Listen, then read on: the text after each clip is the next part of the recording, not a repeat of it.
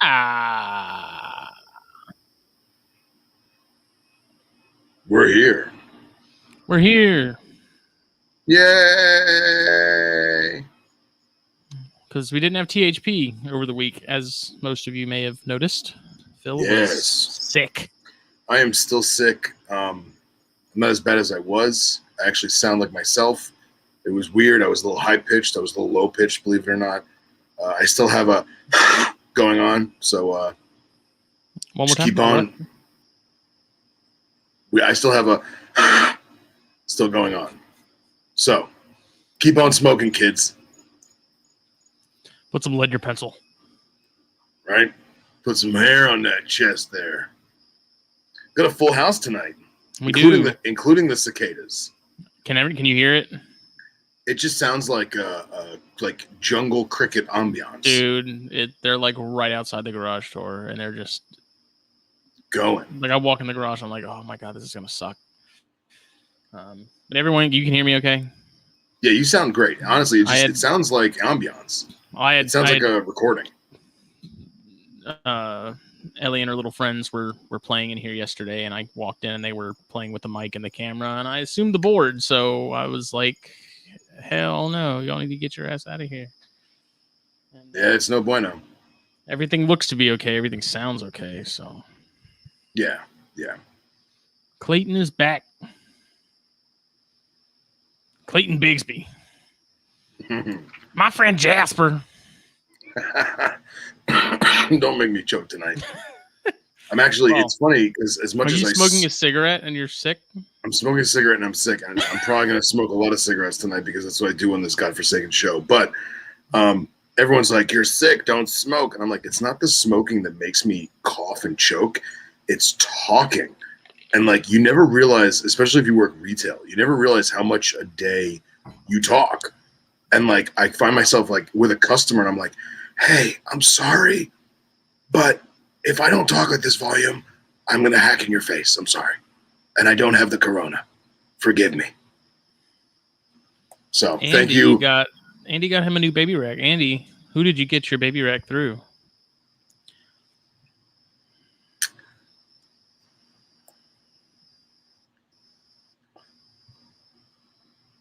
Are we taking bets? Dude, you know what's funny? As Paul said, I just scrolled past a recipe for crispy wok cicadas on Facebook. Maybe I can give that a try to thin down the noise. The weirdest thing is, you never actually see them, but the trees are full of them, and it's just this wall of super Mariah Carey-esque high-pitch just screech.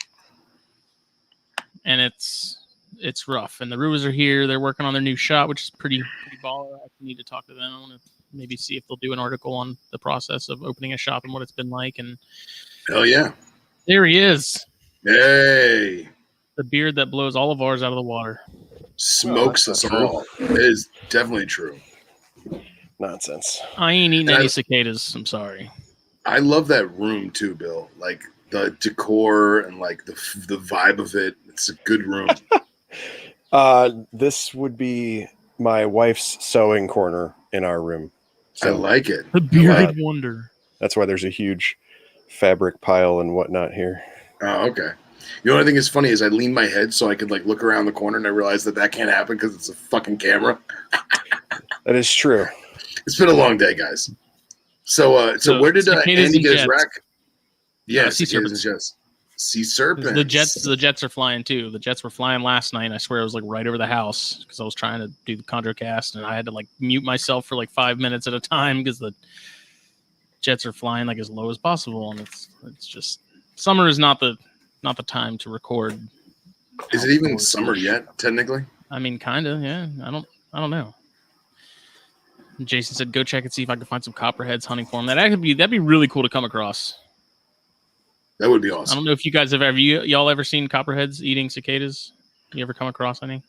No, I've never found one in the wild. Believe it or not, I found a DOR one when I was. I've never found a copperhead. I found a DOR one when I was road cruising in Myrtle Beach one year. Yeah, never found one. Oh, I'm going to send you something to share because my neighbors figured out that I'm a snake guy, and so now they want me to put together. They have a little happy hour apparently, like every week, and so they want me to come and talk to them about native snakes and which ones to look out for. And so, Nice. of course, cool. one of them sent me a video of a pretty nice looking copperhead in her driveway. And usually when they're like, "Oh, I saw a copperhead," I'm like, "Okay, you saw a copperhead." This one actually was. It's actually a nice one. Let me see if I can find the video. I don't know how far back I have to go. If it's video, send it on Facebook. It is. I'm just trying to figure out how it was sent to me. If it was on Messenger, or if it was. Yeah, you should in no way decide the seasons by what Walmart sets out. Walmart has pool stuff out. That was like the day after Christmas. Nice. When I worked at Walgreens, we had that stuff out early on purpose because you have trucks bringing it in, and you get to the point where you literally have nowhere else to put it, and you have to put it on the shelves. Like, it has to go out. It's crazy. So, did we mention who tonight's show is brought to you by? We have not. The fine people of the Puget Sound. They happen to breed pythons. They would be the Gendra of Puget Sound pythons. Check them out. They got a lot of cool critters. Happening people. Making some happening snakes. The folks of Puget Sound pythons are both originally from Kansas, and 6 degrees of reptile nerd. I happen to know the town Jeff is from, and my brother-in-law now teaches there. Wow, look at that. And it's literally like a hole in a cornfield, so it's not some big metropolis. That's awesome. I like it. Dang. Gendra says they love the name Gendra and hate the name Gendra. It's going to be there for a while. And it's funny, while Justin looks for this video of said copperhead, I was going to bring up what we're smoking tonight, and then I see Bill's got his pipe. Oh, yeah. I mean, I got to break it out if I'm going to be on this show. Got to break it out. I already told Justin I'm a lightweight for cigars. They were beating the hell out of me. Oh, really?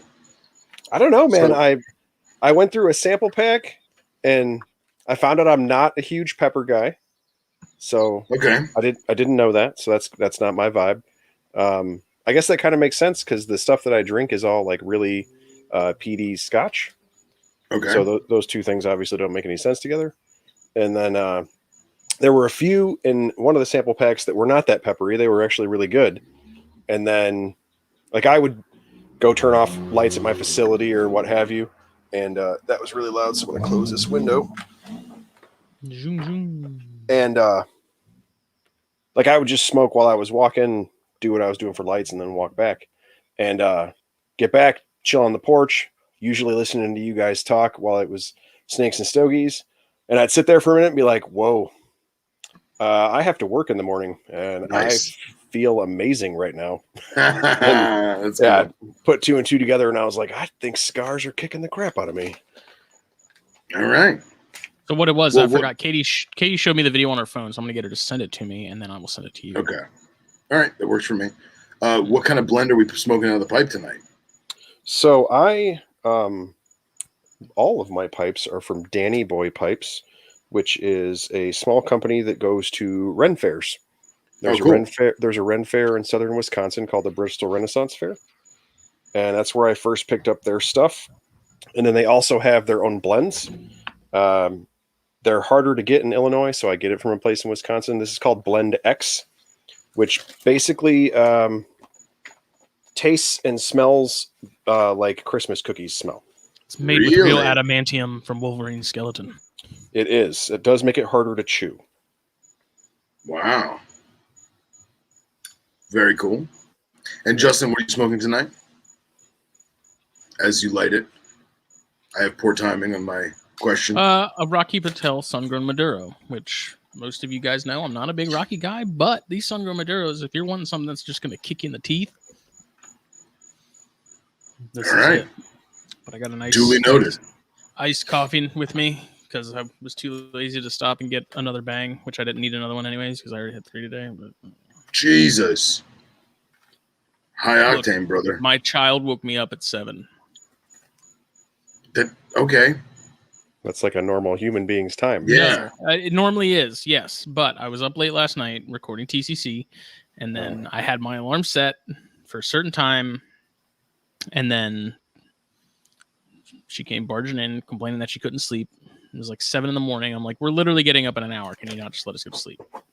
Like, just anything. Killing me, Smalls.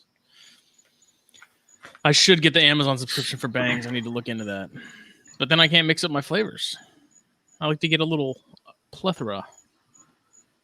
They gotta have a sample. They gotta have a sample pack on Amazon. Do they not? I don't know. Maybe I haven't really looked. I just buy It's them at Amazon. Parker's. Parker's has them on sale, usually like 2 for $4.50 or something. So I assume that's a gas station or something. yeah, it is. I don't want to try the bang seltzers. I'm scared of them. I don't do like the seltzer, the whole alcoholic water thing. That sounds gross. I'm kind of just all the seltzers I've had, be it Budweiser or White Claw, and just like they don't do it for me. I'm gonna drink like actual alcohol if I'm gonna do it. There you go. That'll help your cough too, there, Phil. That'll make it feel better. It's literally just straight bourbon, just Nice. making it go away. What particular type of brown liquor are you drinking? That would be Angel's Envy. Nice. Well done. Angel's Envy neat. Yeah, and the reason why I picked Angel's Envy, I wanted to do some kind of whiskey or scotch or something tonight, but I want to stay away from the scotch because the stuff I have right now wouldn't go well with what's so funny? No laws when you're drinking claws. Oh, Jesus, Jason. So my good friends Jay and Shannon actually for I think it was Christmas gave me a sampler pack from a cigar company called The Good Cigar Company. Have you ever heard of it? No. So it basically, with a name like that, how could I not? Yeah, have? it's a very, very original name, right? But the sampler was nice. It gave you a notes book and it gave you I think 6 or 7 sticks, everything, a little bit of everything from their whole line. This one's called The Voyage. And let's see if I can get that in there. And it's a Nicaraguan inside, it's a Nicaraguan outside, Corojo. And I opened the wrappers and all of them just to kind of get a whiff, And this one pops out to me. It literally smells exactly the same as a Churchill Cuban Cohiba. At least all the ones I've had before. Dan, you're wrong for that one. If Bill was like covered in tattoos from like head to toe, I can see it, but I'm working on it. Yeah. So yeah. So what's the wrapper on that one? It's a Nicaraguan Corojo. Nice. And the filler's Corojo with another C word that I can't remember. Criollo. Criollo. I can never pronounce it. And that's why I forget it. It's like the mind's Criollo. Criollo? Yeah. Criollo. Yeah. Criollo. When you put 2 L's together in Spanish, that's a yo sound. That's a Y sound. It's the E. So here we go. Yeah. So did I mention briefly the other day that we have these bundled sticks at work, right? That are like $40 for 20. And I've had the bigger gauges and I wasn't crazy about them. I was like, people ask me all the time, is it good? I'm like, it's a cigar. It's not horrible. It's not like I've honestly had worse. And usually for some reason they take that as like a bad thing. Yeah. And so I had a guy who brought in a bundle of the Churchills. So it's like a 48 ring gauge, I think. They're kind of thinner for a standard Churchill. It's almost like a not even a double Corona, but it doesn't matter. So we brought him in. He's like, these are dry, they're cracked. Can I swap them out? And I called the owner and he said, yeah, go ahead and do it. So I did. And so then, he was like, smoke 1 or 2 of those and see if they actually are. And dude, I smoked one. Those things are out of this world good. It's a $3 star and it's like freakishly good. So I'm thinking I might get some Snakes and Stogies bands made. And then each week do like a little trivia thing where the first person to answer that gets a tally. And then once you get to like 20 or 10 or whatever, we ship you out 10 of those Snakes and Stogies cigars. It sounds pretty good. There's a Maduro and a Connecticut, and I want to try the Connecticut still, but the Maduro is just... It was funny because the guy brought him in. I smoked 2 out of that same bundle that he brought back. Burned as evenly as a cigar could. Like there was absolutely nothing wrong with those things. I think he just didn't like the flavor of it and he wanted something lighter, but excellent. Who knows? Well, good shit, man. Yeah. So, and there's even a guy that worked at another shop across town, the other side, like the southern part of the county. And I told him, because he's a pretty hardcore cigar guy, I was like, dude, take one of these and try it. He's like, I don't know, man. He's like hardcore on LFD, the diggers, you know, the huge, like, those in the 7000 series Padrones. That's like all he gets. And I'm like, dude, try this for real. You're going to like it. And he always brings in some stuff and hooks me up. And so I'm like, give it a shot. And he came in today. He's like, dude, that thing's actually really good. It's like, I know. Phenomenal. So, yeah. So Jeff said, did you guys see all the flooding where Brent's at? I did. It's pretty crazy. I guess the lake that he lives on is flooding. Really? Looks like Texas has gotten a lot of rain and stuff, so maybe he got some of that action that Texas was getting, because I know Chris posted a picture of a very drenched driveway. Right. Downpour. Well, first notes on this stick is not anything special. It smells way better than it tastes. I smoke a lot of cigars, man, but this one just tastes burnt out of the gate. So I'm gonna give it a little bit. Maybe I may have got it too hot, too quick. There's been a few I noticed, not necessarily those because I never had those, but a couple in particular, like those first like 5 puffs or so, like that first like quarter inch is just super sort of strong and in your face, and then it does mellow out, you know, just given the roll. But with that Criollo tobacco, you can expect sort of like a very smoky, sort of woodsy flavor to it. Is kind of how I describe it. It's like almost like a campfire-ish.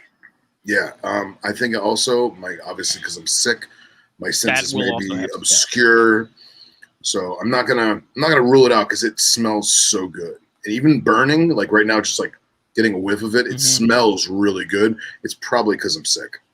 I will say, when I had COVID, I tried to smoke one of those Charter Oak Connecticut's, which I usually really like. It's a great cigar for $6 or $7. Right. And it tasted horrible. Like I've never tasted a cigar like that. And it's, you know, your olfactory stuff is just fried, especially with COVID. And so I was like, I couldn't finish it. It was too much. So it probably very likely does have something to do with that. But yeah.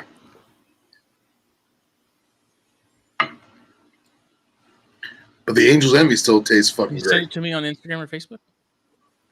Because it compresses the video quality. I'm trying to show Phil. And the world. And the world. Look. See? Well, I'm just saying. Hi, Katie. Phil says hi. Mrs. Cyania.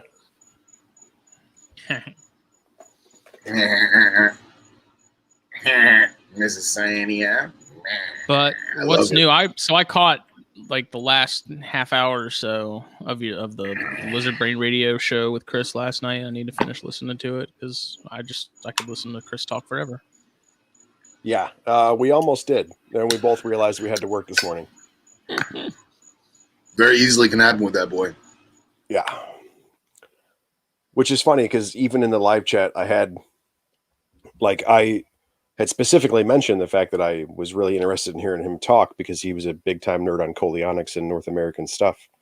And it took us forever to get to Coleonics. And then when we did, we talked about it for a little bit. But he said that he wants to come back and do a Coleonics like specific episode, and you know he wants to make some notes and set himself out and talk about the species type of thing. Dude, there's 1.4 Mitratus in there specifically because of him. Mm-hmm. So, and then Dominique was actually in the live chat and was asking. Chris is really big on. He includes his daughter, and he was talking about that and so on and so forth. And I include my kids in a lot of stuff that I do. So she was asking about that. So I think the next time we talk is going to be Coleonics and kids, and we'll kind of combine the two. That'll be a great show, man. That'll be a great show. He has caught my attention with the Coleonic stuff. Of course. Of course. I'm really surprised those aren't more popular, just given that they're a U.S. leopard gecko. I mean, more or less. Let's call it what it is. Well, I've said the same thing about a ton of U.S. species. I mean, chuckwallas, desert iguanas. Like, how did we?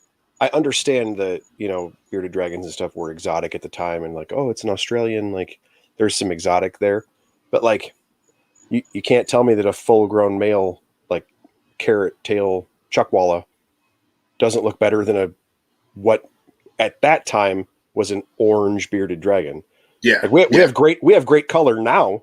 But when that started out, they weren't. They were brown lizards with a little bit of red and yellow from, you know, the dirt of Australia. We can roll out in North America and just pick up chuckwallas that look cooler than that. Right. One of my favorite North American lizards that always gets overlooked are leopard lizards. Yes.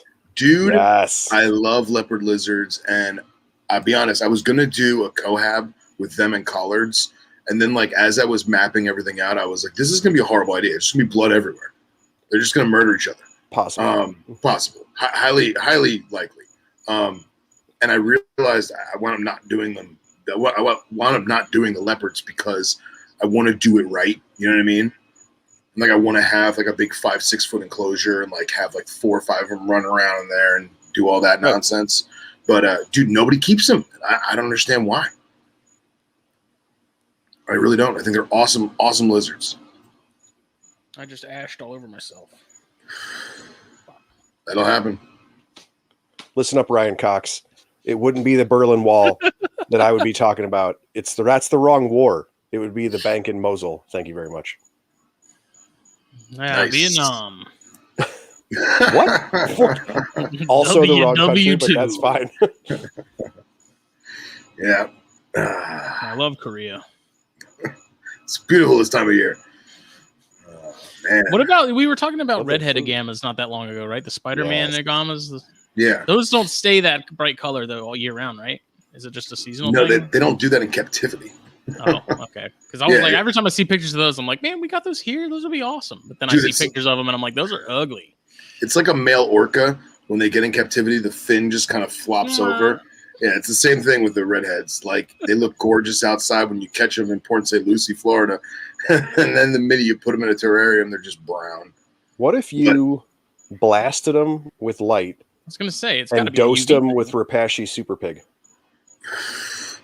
To be honest, if you had a room enclosure, if you had like a 12 by 12 enclosure, and you had like at least 8 foot ceilings, and you had solar glows with, you know, low hanging UVB that was, you know, 18 inches off the ground, and just pumped them full and just fed the shit out of them, I'm sure they would stay the color. But no one does that. We keep them in a 30 breeder, and that's the problem, you know? Don't tempt me with a good time. Yeah, right? Well, but that's like, you know, the emperor flat rock lizards or flat rock lizards in general. Yeah. I mean, you see some of the males when they're fired up, and it's like, yes! And you see a brown female with 2 yellow stripes, and you're like, oh, yeah, I got to keep those too. Yeah, but you know what, though? All the Platysaurus that I had over the years, first of all, Emperor are my favorite, hands down. Even the girls, like, when you really hold a female in your hand, you look at those lines, there's faded colors within those in those stripes, and then, like, the black or the brown that's there is still flecking of color in there. It's just not the slap you in the face colors of the male. And dude, all of mine held their color quite well. See, but there's tons of species like that. That's the same thing as when I first started talking to Justin about Bairds, like trying to explain to people what that looks like. Yeah. It's like, man, you just got to hold one. I can't let them miss out. Yeah, I can't explain to you that it looks like you melted Skittles into some gray paint. Like, I don't know how to tell you that other than I just said that. And then everybody's like, I don't know, man, looks kind of like a gray blue snake. I'm like, all right. There's multiple people in the chat that are they know. It's like, so Keller sent me some pictures of his stuff earlier today because we BS on Instagram every other day, whatever. And he sends me the Gila Monster, a Boiga, and the Bairds. And look, I love Boiga. I love Gilas. I zoomed in on that Bairds. And his is so the one he has is the same one he got at the Atlanta show when me and Casey were there, and Casey bought that one and surprised me with it. Ah, okay. So those two are actually, I believe they're clutch mates, if I'm not mistaken. Like they're siblings. So I also want to acknowledge that Blue Ridge is talking about Timon Lepidus in the chat, and that's pretty legit. Yeah, I got to give you that.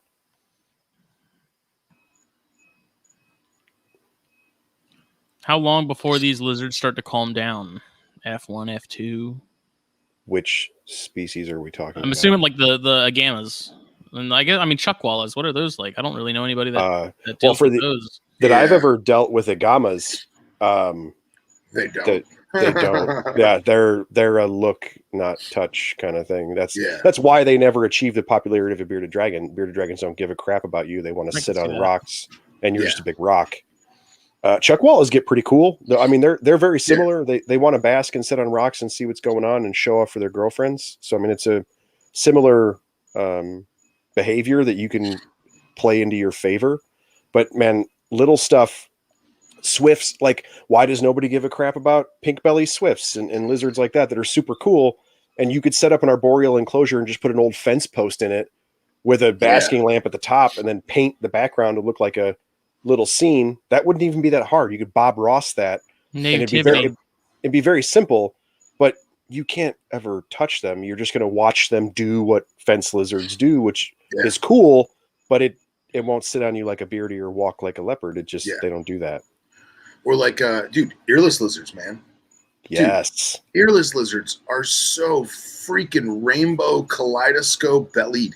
And every time I see one, it's always a nice profile shot. And like the people, I don't know many people, if not any anymore, that ever keep them or kept them. But like that is a lizard where if you had it in a nice exo or a Zoomet or a Zilla, whatever, and you could open the front and just reach in and just like kind of scoop them up, they'll totally sit there for you. You're not going to sit there and watch TV with them, but you could still physically interact with those lizards and all would be fine. Yeah. Yeah. But I remember when I went through a chuckwalla phase and somebody told me you should hold them as if they're in between the rocks, especially if they puff out. Yep. So you basically hold them like this, and they're stressing out because they're trying to evade you, the predator. But because you're holding them like this, they feel like they're in the rock crevice, and they will mellow out. But I never kept them long enough to really see if that's true. As our tegus are growing up, my wife wears a hoodie and puts them in the pouch and just pets them to keep them calm. That's actually great because it's dark. It's dark in there, you know? Yep. Once they're big enough to feel like they can kind of hold their own, especially with males, then they're already used to sitting in your lap and having that feeling of heat on their back and their tail, and they just chill. With another, we have the native species here that I think I've always thought would be really fun are the broad-headed skinks. Yeah, those really diesel. Just you get those nice males with just the blood red head and the brownish body. Like I've seen some ones that are really sizable compared to the other lizards we have native down here.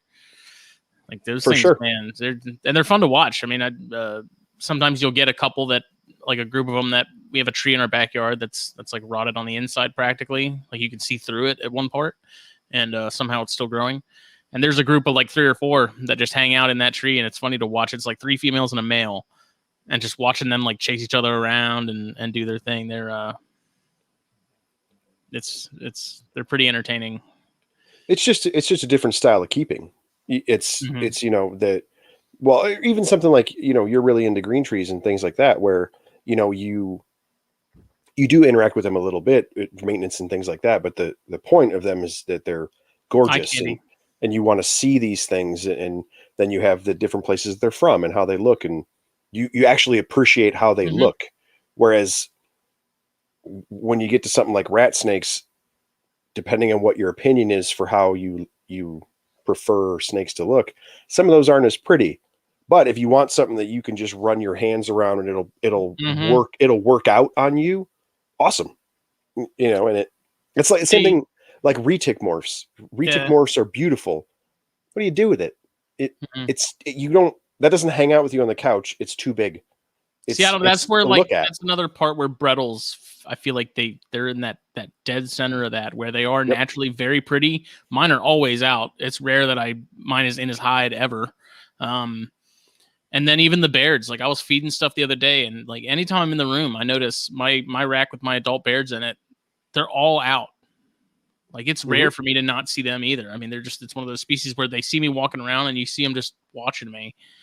And Brettles are a rat snake for places that don't have rat snakes. Yeah.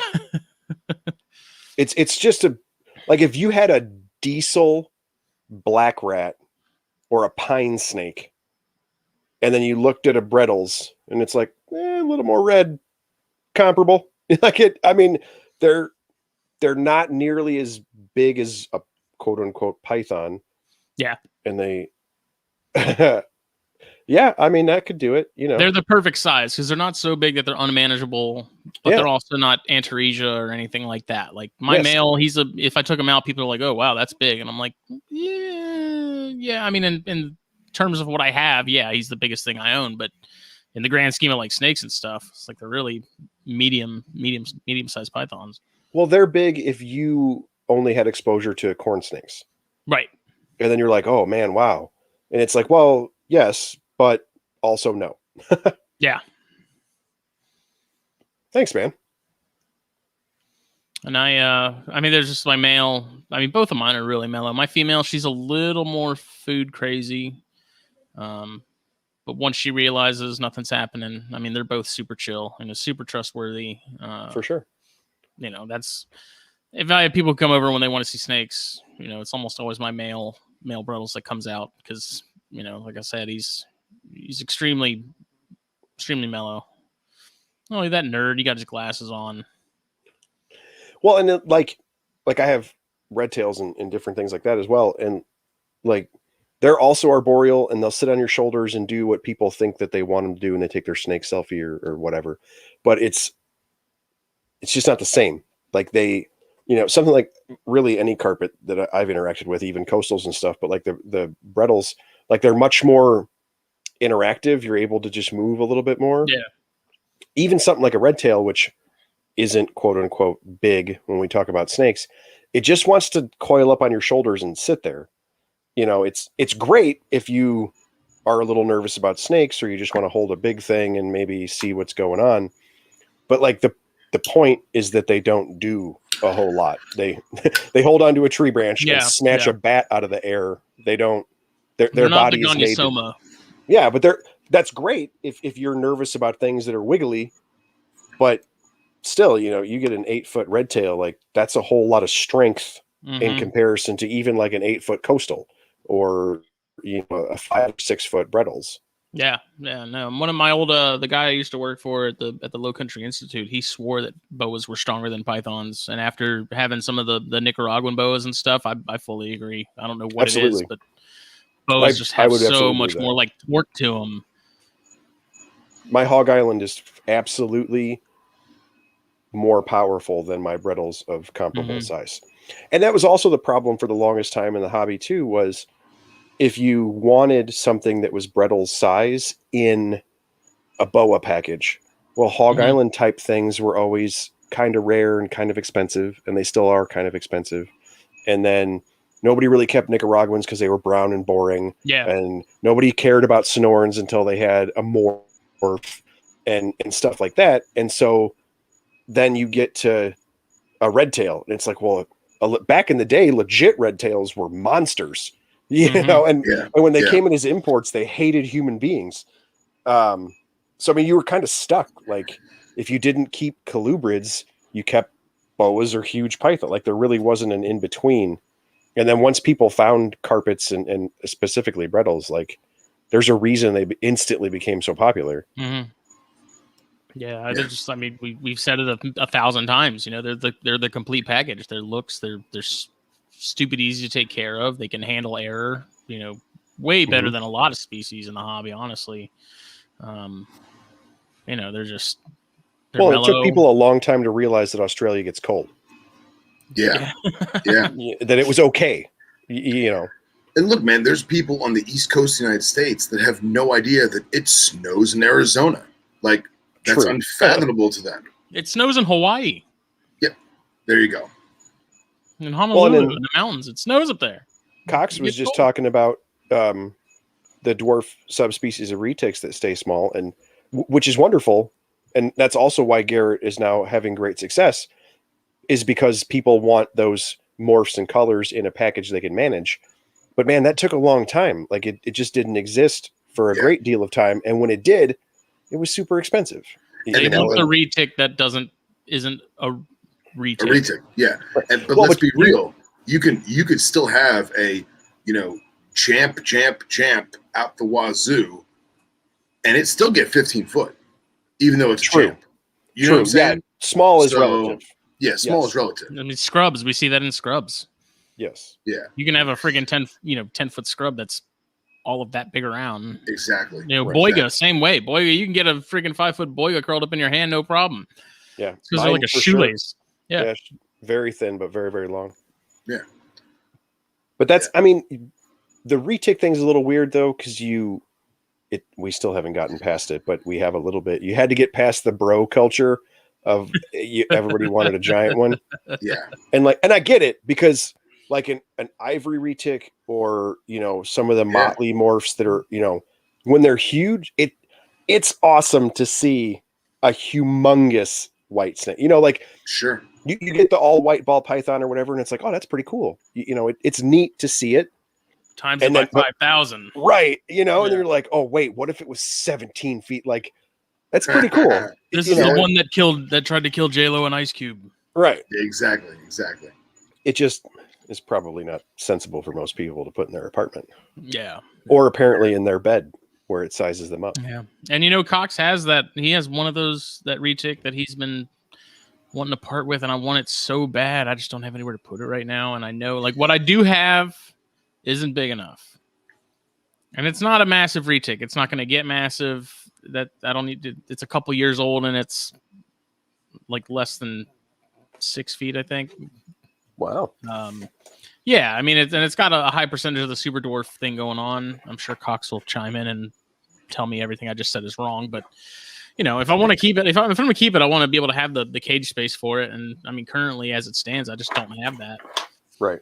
And I'm not going to, get it from him and then be like, well, I'll get something for it eventually, and then have it in something smaller than it should be in, and, for an indefinite period of time. So, yeah. I also think it's interesting though, because certain people, this is a gorgeous snake.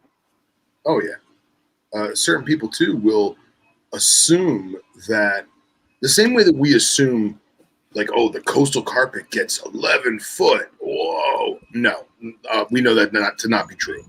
Right. But people undersize. I feel like they, just going back to red tails, they undersize red tails.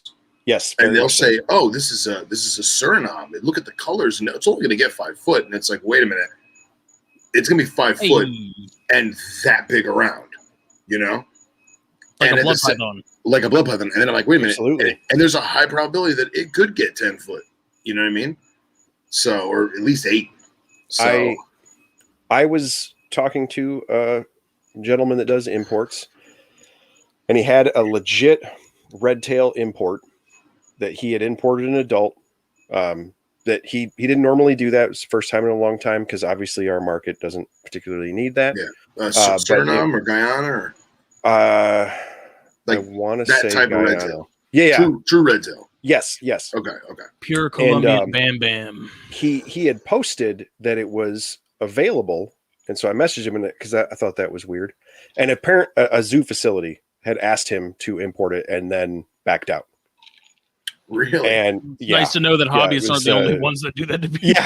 Yeah. It wasn't just some schmo. It was a zoo. So he, was stuck and was trying to sell the animal, and that, because that's his business. And I was like, hey man, what's the story? I do educational shows, display, whatnot, and so forth. And the guy was like, okay, well, display would be cool. If you try to touch it, it will kill you. I'm like, yeah, I kind of figured that. And he's like, no, you don't understand. It was a legit, because the zoo asked and they wanted real measurements, and they weren't paying unless they got what they wanted. Right. A real 10 foot plus female. And it was like as big as my thigh. That's and awesome. I was just like, yeah, man, that's really cool, but it would kill my kids, so I can't. I can't. Yeah. And it was just, but I mean, he sent me pictures and stuff. And it was just absolutely ridiculous. And you get so many people now. They're like, I'm gonna get a call albino, whatever. And it's like, hey, man, just so you know, if you feed that seasonally like you should, and it lives for the next 30 years, it's going to be longer than you are tall. So pay attention. But I think there is sort of a fine line that has to be walked between overfeeding and underfeeding for the sake of keeping it too small or keeping it smaller. I think there is a way to feed it a reasonable amount to where you're not going to get that monster, but you're also not going to have a severely stunted snake because you don't want that monster animal. I agree, but I also think that what people fail to realize is that the vast majority of reptiles, I won't say the vast majority, but quite a few reptiles truly do have indeterminate growth. Yeah. And so you're right in that, you mean in terms that there is no standard. Yes. But like, and that quite a few will slowly grow throughout their lives. There's a curve. But my thing is like when I hear you guys talk about keeping males lean, keep them hungry, they want to breed, you don't want them fat and things like that. Absolutely. But I'm talking more about like pet owner type people. If you took out the stress of breeding for females, and even if you did feed seasonally or you do the different things that like the Vin Russos of the world talk about, I mean, you're still talking another 25 years. Like that boa will eventually get quite large, and it's not everyone's going to go to 10 feet because not everybody's 6'4", but like just because you're like, oh, I feed seasonally and I follow the boa book and I do this whole thing. And, I don't think it'll ever get more than 6 feet. And it's like, well, yeah, for the first 10 or 15 years, but that second 10 or 15 years, Well, I mean, like coastals are a good example of that. Like the monster coastals we hear about, those are the animals that probably are overfed and are way bigger than you'd naturally see them, except for in extreme cases. Same with like alligators. You see those monster pictures, those are just massive diesel gators. And it's like, that's not the norm, but they do exist. Well, and when they exist in the wild, they're very, very old. Yeah. Yeah. Yeah. That's the difference that people don't equate for is age. We get there at some alligator farm and they got a 10-foot monster male, and it's like an old Jungle Bob was hatched here. And it's in 1945. Well, yeah, hopefully pre-Vietnam War, to be that big. Yeah. Not, post Ronald Reagan. Hey, what's up, Billy? Whack is whack. So how many times have you guys had someone with a legit BCC that was just fired up, gaping, hissing, rasping, and then you pick it up and nothing happens? It's like a bull snake. Ah, shit. Mm-hmm. So I've done that countless times in my life. They're like, oh man, this red tail, you be careful, man, this red tail take a shot at you. And I'm like, okay. And like I'm holding it. It's like, like an angry possum. And it just possums out on you, And then that one time I opened my mouth too much and wham, got me right on the forearm. And I was like, oh, I shouldn't have said anything. And now every time I try and do that, I'm going to get bit. You know what I learned about possums on the Joe Rogan podcast not that long ago was that they're like faking, like playing dead. Yeah. I didn't realize that's a completely involuntary thing. Yeah, it's like fainting goats. They're like fainting goats. I didn't realize that. I thought it was like they were like, yeah, I'll just pretend to be dead and then I'll wake up. Apparently, it's 100% like their body just shuts down. Yeah, it's a lack of control. Yeah. Did you know that they are immune to crotolid venom in minute doses? I found that very interesting. I want one as a pet, man. Dude, they're amazing, amazing pets. Katie doesn't believe me when I tell her that. Florida outlawed them now because they're wildlife, and that's sad. And they have very, very short lives, which sucks. They do. So, but it's almost double in captivity. True. But still, I mean, Yeah. When I heard they have a lot of wonderful things, and it burns them out very fast. They also have babies within like 3 weeks of conception, right? It's like crazy fast. They pop out Everything babies. about them is just It's so strange. much more. And it, Yeah. you know, they are a wonderful example of cumulative stress shortening a lifespan. Oh yeah. Yeah, it's basically I consider the evolutionary gap between rodent and like hoof stock. Dogs. You know what I mean? Or like small mammal, I'll even go, because they reproduce and have a lifespan and stress levels much like a rodent, like a rabbit or a rat or something like that. Okay. But they still have existence like a raccoon or a fox or even small deer. You know what I mean? Does that make sense? Yeah, they're marsupials. Yeah, Like but that's what a marsupial is, though. It's the in-between animal. Never mind. I was wondering where you were going with the hoof stock. I was confused. I got lost there. They're only 6 degrees of separation. You know, they're almost related to a cow. I hate you both. In the fact that they're warm-blooded. Is this one of those conversations where it's like, do you know how genetically similar we are to a banana? Yeah. No. I was simply saying is that we unknowingly lump critters together, whether they're supposed to be lumped together or not. But I feel like, especially North America, that's our only marsupial, correct? Yes. Yeah, right. Because flying squirrels are not North American flying squirrels. They're still normal squirrels, right? It's a squirrel. Yeah, it's a squirrel. Okay. Yeah. It's just a fancy rodent. Right. So as I'm saying is that, at least in North America, it's a very unique category of critter that we don't have. Yeah, of course. Dom said, Phil, I like the glasses this evening. It makes it look like you know how to read. I am sick. I had to muscle up to do this show. I'm talking nonsense this evening. I can't enjoy my tobacco. I'm almost out of bourbon. And my nose is running. Cut me some slack.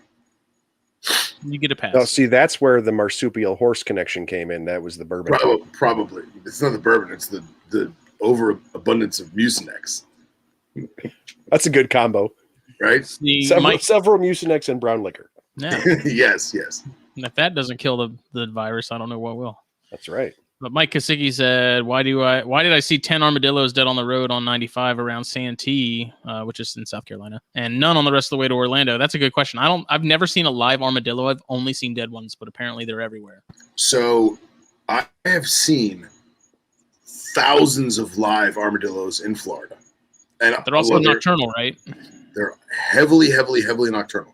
Now, I have not seen an armadillo for at least 4 or 5 years until like 2 weeks ago.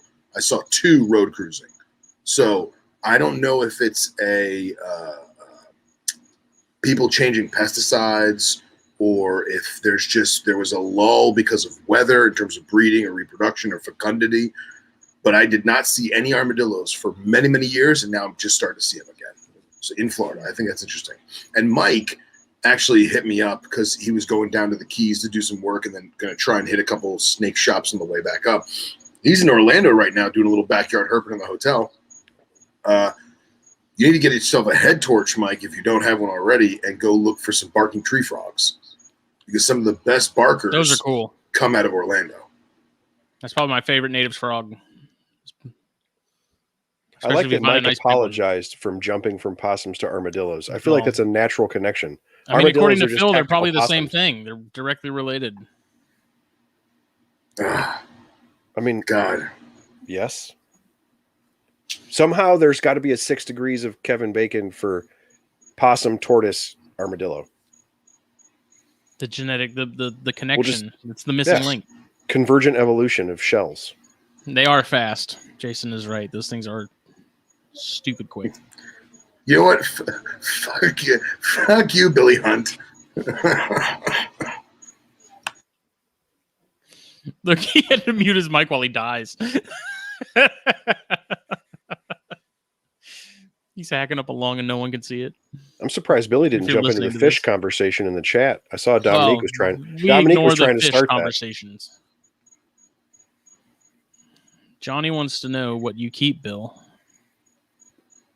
What doesn't he keep? Yeah, aside from like real big boy venomous, I kind of keep, I don't know, you could just list stuff off and I could probably tell you yes or no. But yeah, I mean, I keep or have kept, I mean, everything I can think of.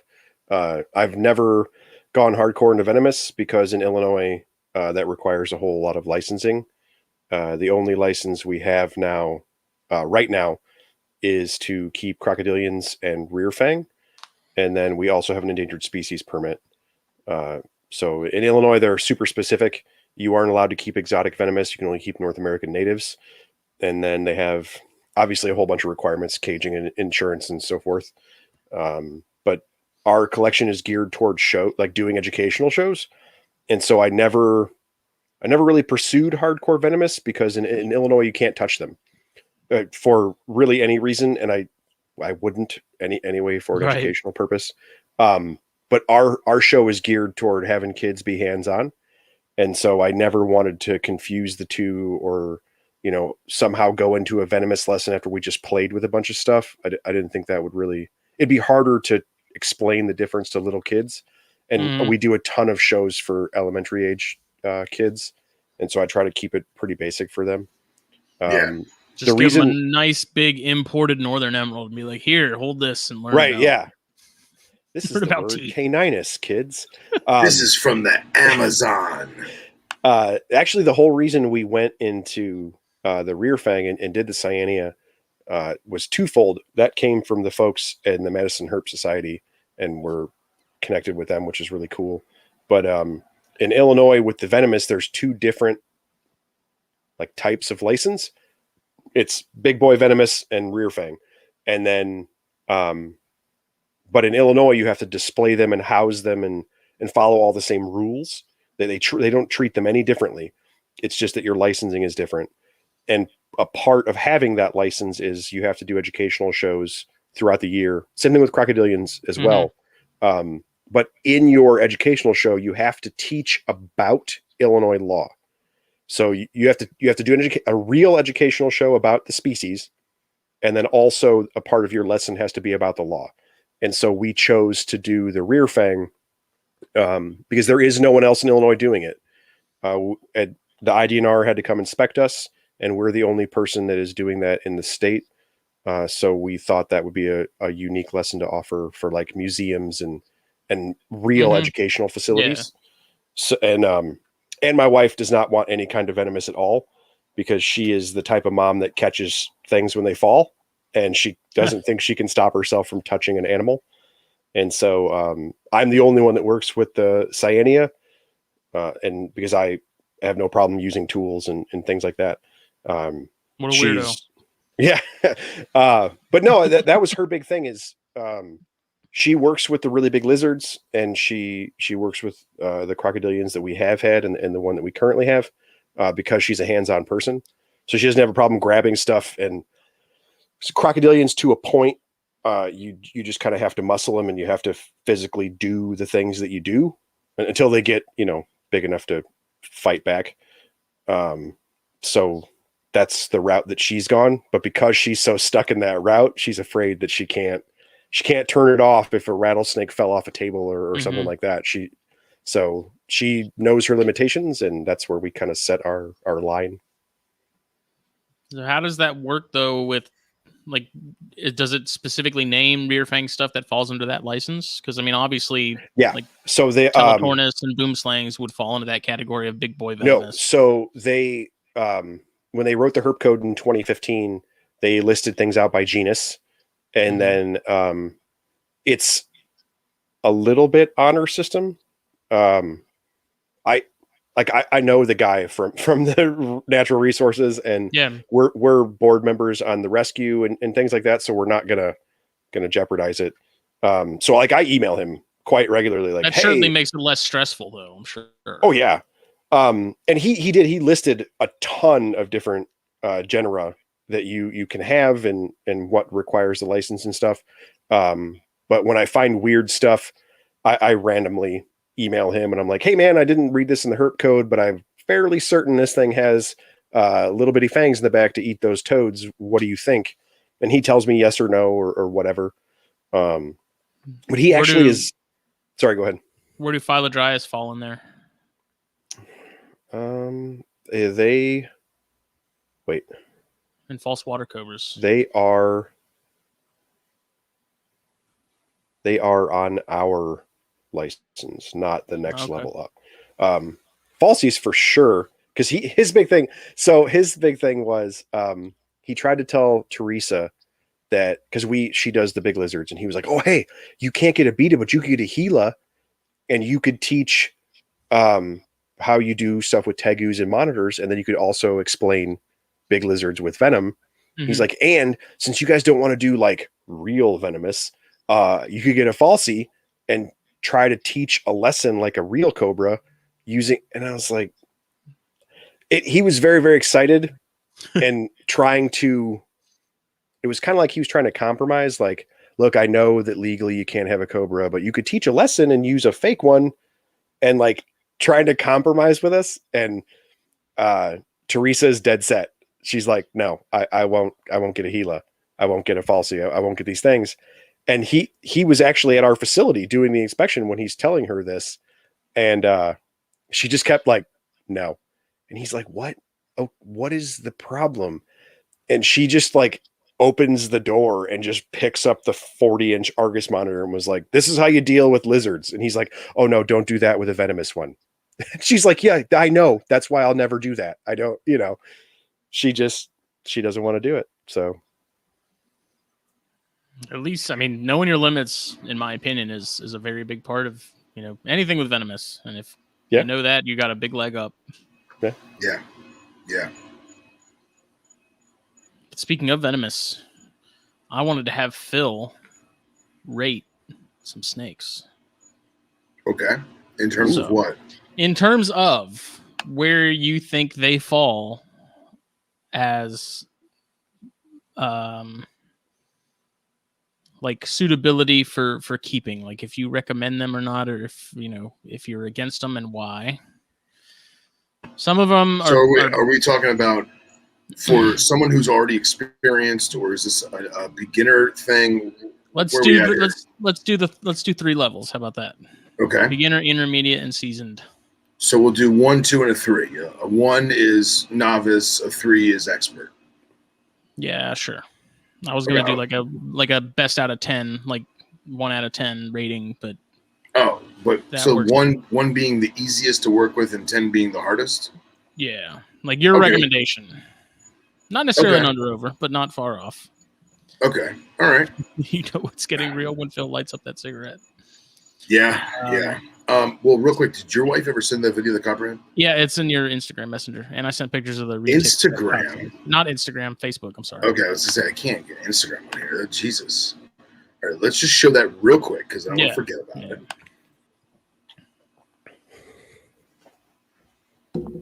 It was. I mean, the copperhead's a pretty diesel-sized copperhead. My neighbor's like, she says it's like 4 feet. I'm like, it's not 4 feet. She's like, well, maybe 3. I'm like, it's probably not 3. And while Phil's clicking, yes, Ryan Cox, I am on Team Aquatics and Alcohol. I understand. Ugh, nerds. That's cool. Sometime when you guys are busy, I'll hang out with Billy and we'll talk about fish. So apparently her little spaniel like cornered this thing and was trying to save her, I guess, or something. But I mean, it's a decent sized copperhead. Like, that's not a small one. So awesome. Is that the shoulder of a road? That's like I guess her garage. No, actually, that would be in front of her house. I think her driveway is a different color pavement like that. So, don't worry, Billy, I got you. Yeah, I mean, it's nice looking. Yeah, see, man, I want that thing so bad, man.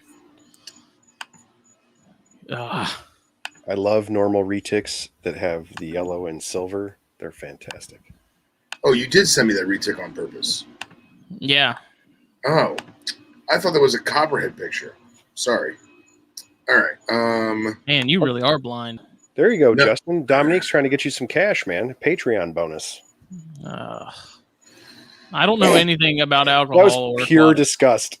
Pure disgust. That was fantastic. Fish do nothing for me, man. I think people that keep jellyfish and stuff, like, that's cool, but like guppies and plecos and stuff like that. I'm like, Yeah, man, whiskey and whiskers would be fantastic. meh. Whiskey and whiskers. Catfish and brown liquor be awesome. All catfish all the time. Hey, at one Catfish point, and cognac. I almost had a Nautilus. Had a plan. Really? Oh, dude. I also at one time was the president of the local reef club. Nice. I'm a nerd in general. And we were at a store was hosting us, and they got in a bunch of ridiculous stuff that no one has ever needed, sharks and all sorts of nonsense. And there was a Nautilus, and I had a plan to pull the window out of my basement to get a circular trough into it so that I could kill the lights and use the blue moonlights and a chiller. Because their problem is you need circular enclosures because they bump into things. Right. And yeah, dude, like eating off tongs, it was so cool. I was dead set. Justin is falling asleep. He doesn't care. No, like my dumb ass, awesome. when I heard Nautilus, for some reason I thought you said you were getting a narwhal. I was like, you can get those fucking things? I'm an idiot. I feel like I was like, Russia, the little. I feel like in Russia you could buy one. The trilobite things. I know what you're talking about now. Probably. All right, so do we have pictures of these snakes that we're going to be? No, grading? I'm just doing it by genus. Okay, all right. But not necessarily all by genus. There's just some where they're like region-specific genus. All right, most of them are going to be fairly obvious. This is just something I was thinking about. It's like, we talk about this kind of stuff a lot, but let's break it down and have Phil go through. Okay. And even Bill could chime in if he wanted to. Okay. But going off one of the most popular, Bitis.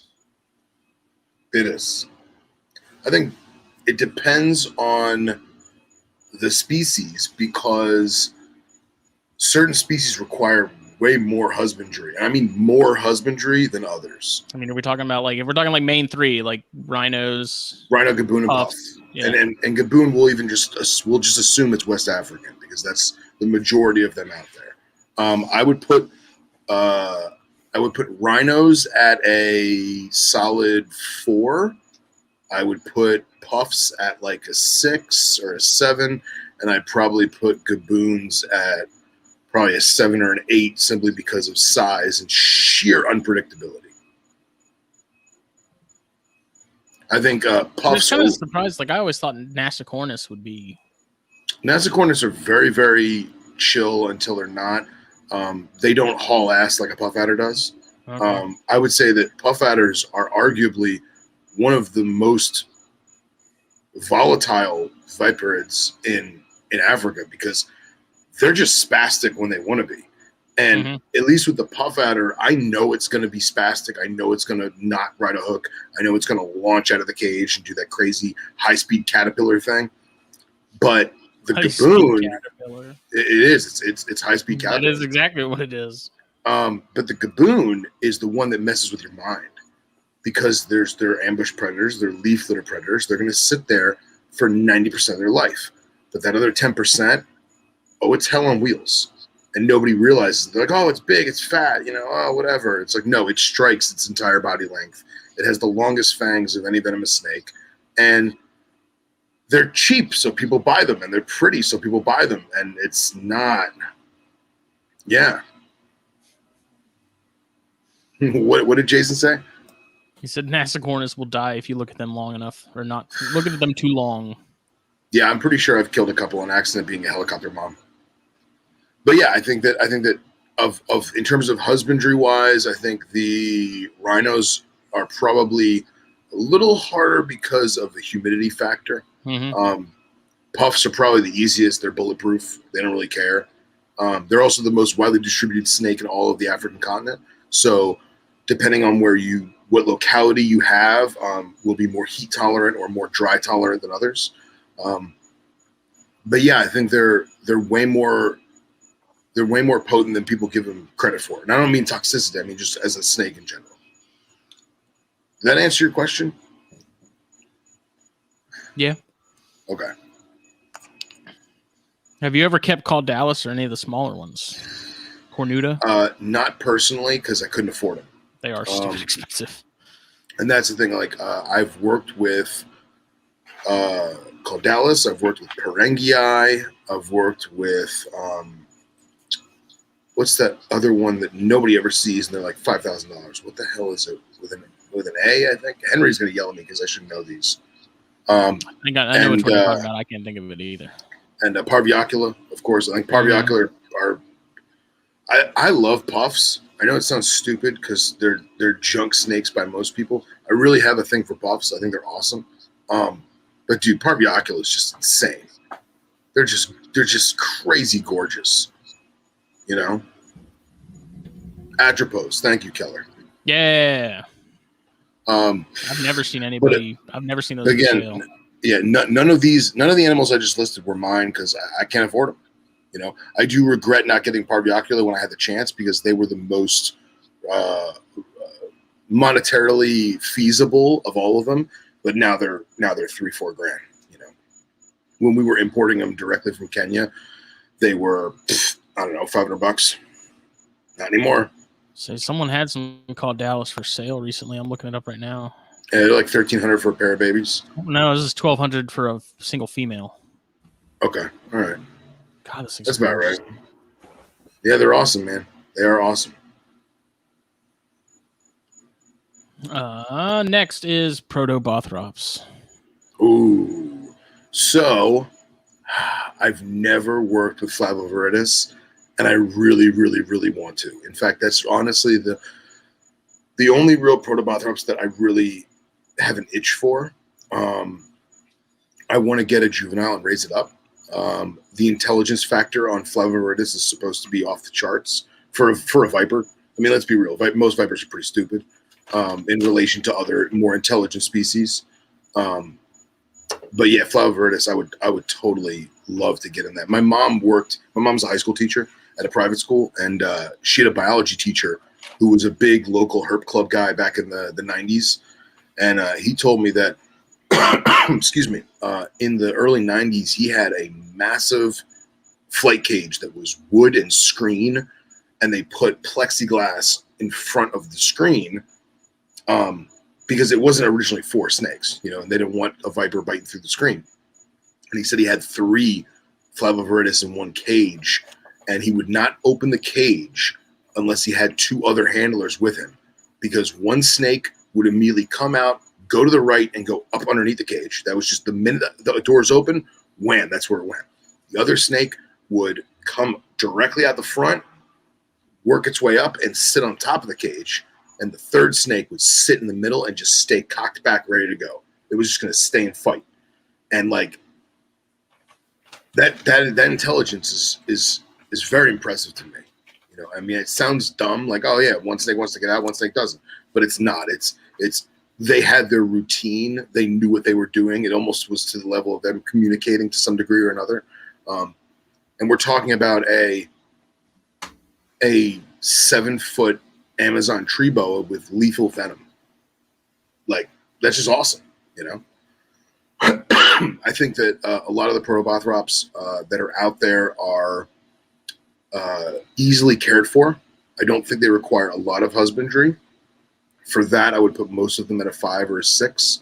But because of their potency, I would put them at a solid 8, maybe a 9. I'd put the Flavoviridis at a 10, just because of size and ferocity, you know? But I've never worked with them, so, you know, a shy of Elegans. I've worked with Elegans. I've worked with Xanthomelas, Jerdani, Xanthomelas.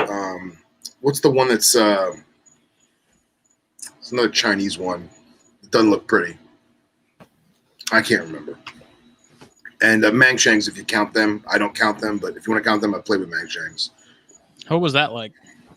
Uneventful. Uneventful. Yeah. Very much like a bushmaster that forgot where it was.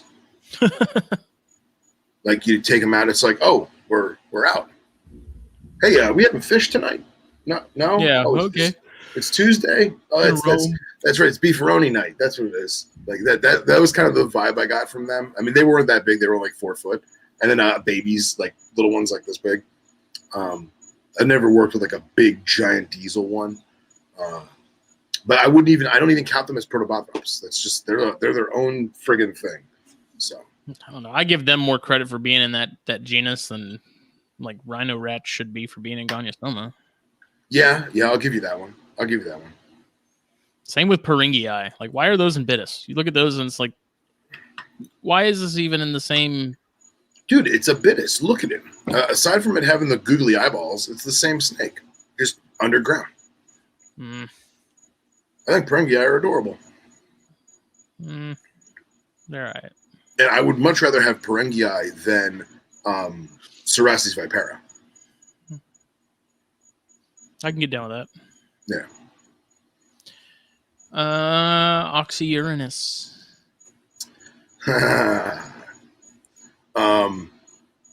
10. 10 out of 10. Across the board? Nay, 11. 11.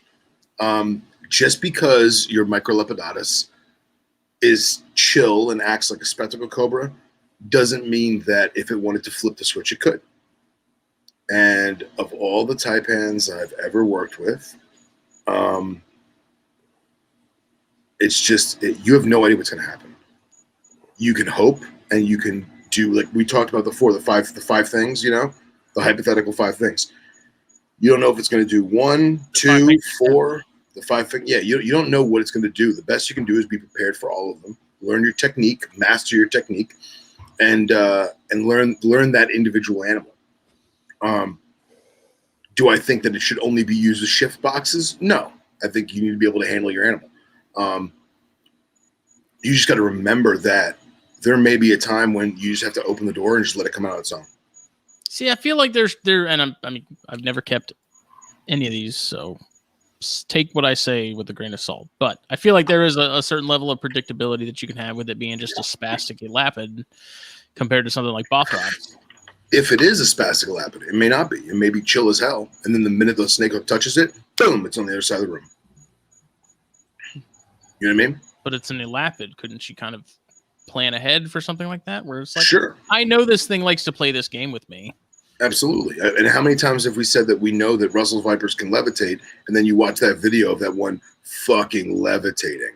Like, that's just the thing is you need to learn all 5 things, all 10 things, all 100 things, because you have no idea which one it's going to do or which set of 5 it's going to do. You know what I mean?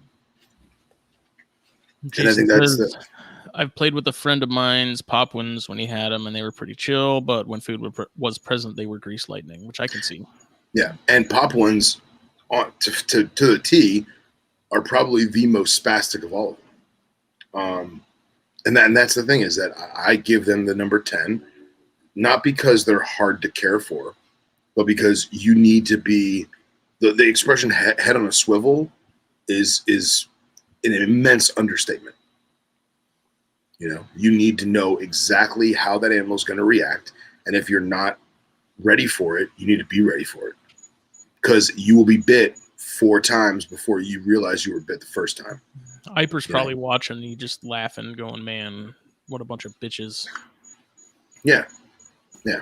But the difference is, if it gets loose in Iper's room, who cares? It's native.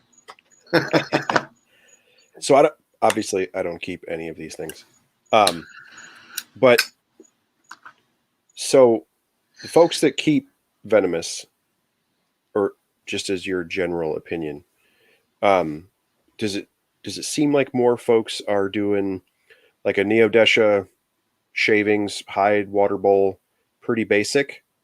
Or because, like, to me, so I keep a lot of things that don't like me or don't want me to touch them, and I just look at them. And so but even kind of before it was the cool thing to do, I much more embraced the active substrate, that kind of thing, springtails and so on and so forth. Sure. Because I knew that those animals, it stressed them out for me to bother them. And so I was trying to reduce the stress in their lives.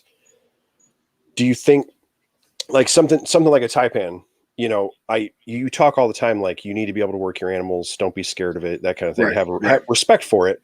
But sure. Like, I would think it would make your life easier if you were venomous collection keeper, that was what your collection consisted of. What do a lot of people go more toward, like the active substrate type of things, and just so you don't have to No, mess with it as much? Or and that comes. I don't mean to cut you off prematurely. My apologies. no. So that comes down to the individual animal, because I've had inlands, not me personally, but ones I worked with, that were super chill, like rat snake chill. I mean, not rat snake's even a bad idea, because rat snakes will cock back on you. You know what I mean?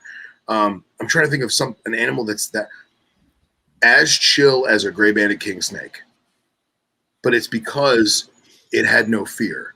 It knew what it was. It knew what it could do. You or I or whomever was picking it up appropriately, tailing it appropriately, keeping it balanced. It was not stressed. It was not dangling by the Steve Irwin hand. You know what I mean? Right. It wasn't being yoinked or pulled on or squeezed or hit with pilstroms. No, it was gently coaxed out of its enclosure, caressed. Remember, I always say this is not a breakdancing. This is a ballet. This is a waltz. So you've waltzed this inland taipan out of its enclosure. You put it in the restraining can or a containment vessel, whatever you want to call it. You clean the cage, you put it back. That's the individual animal. I would say, and I don't want to speak for other elapid keepers. I know Scott definitely shares this sympathy with me. You keep it an easy setup, because no matter what you do, it's going to throw dirt in the water dish. It's going to throw shavings all over the floor. It's going to tip over the water dish. It's going to flip the hide cave. It's going to shit up the sides of the wall. It's going to shit on the ceiling. So we usually do a sterile setup or a very, very basic setup, because even just taking it out willy-nilly is still going to make a mess. You know what I mean? And I think that's where it comes down from. It's not because it's better or worse for the snake. It's just because it's easy for us. Okay. You know, like for the longest time, I kept cobras on paper because they shit on everything. And then as I realized that I can't be Johnny on the spot, changing the paper every night and going through roll after roll, spool after spool of unprinted newspaper, I was like, this is getting expensive. So now I just, on most of, like, because almost all my, I think, yeah, all my cobras are African now. I just do jungle mix, flat with a cave and a water bowl and maybe something for them to rub on, like a fake skull or some fish tank decor, whatever, just something that they can rub on for shedding. Other than that, I leave it alone. And a lot of times, like on my more spastic stuff, they're in the hide cave sleeping, chilling. I'll open the enclosure. I'll take out those 2 or 3 pieces of decor, the water bowl, the hide cave. So now it's just a hide cave with a snake inside it and dirt. Because I know the minute I try to take this thing out, there's dirt all over the floor. It's gonna flap its tail around like a fish out of water. So like, it depends on the individual animal. It depends on the species. It depends on how you have it set up. Right. That's another one where I feel like there's a fine line where you don't want to have so much stuff in there to where you have the potential for the animal to get stuff lodged in its mouth, like things to happen where you have to be hands-on with that animal more than you probably want to. But at the same time, you want to have enough stuff in there to where the animal is content and doing well. And I'll also say that if you have a tree viper, right, and you have a ton of foliage and perches and vines and stuff in there to make it look good, to make it happy for the animal, that's great. You can poke and prod and coax that animal out without having to really mess anything up. Let's be real. It may take longer than normal, but whatever. With an elapid, there's a chance that you're going to inadvertently be pulled into that enclosure. And that's because of an immovable or hard to move object within the enclosure that snake has gotten into or wrapped itself around or gone up inside it or whatever. And now your hand has accidentally gone past the threshold, because no matter what, your hand never goes in that cage. You are always bringing the animal out to you, out to you, out to you. Always. Your hand never crosses the threshold until the animal is contained outside. So you're more like hooking. See, to me, that's like, that is, you're hooking a boa or arboreal python. It is equating with the elapids, where Like you're actually having to work the animal off of the Right. tree limb, and it's Right. trying to pull back onto Exactly. the tree. And Okay. and it's like a slinky. Okay. You know, if you pull one end of the slinky and let go, it's going to snap back in there, right? Yeah. So your hand is on that tail, and you're pulling resistance, and then all of a sudden, you know, Right. it goes slack, or better yet, you're pulling and pulling and pulling, and the pulling that you're tugging on is only 12 inches. There's 4 foot of snake in there. Right. That is going to whip around and nab you in the hand or nab you in the face. The reason it went slack is because he turned to you and is now facing you. Exactly. Or better yet, if you break the snake into thirds or quarters, even, you know, first quarter, second quarter, whatever. All it needs is the back quarter or the back third to hang on to that thing that it's pulling on. So the front half is free flowing. It's doing its own thing. It's doing its own thing. So we're limiting the amount of interaction of me going in that cage. I do not want to go in that cage. I want to pull it out to me.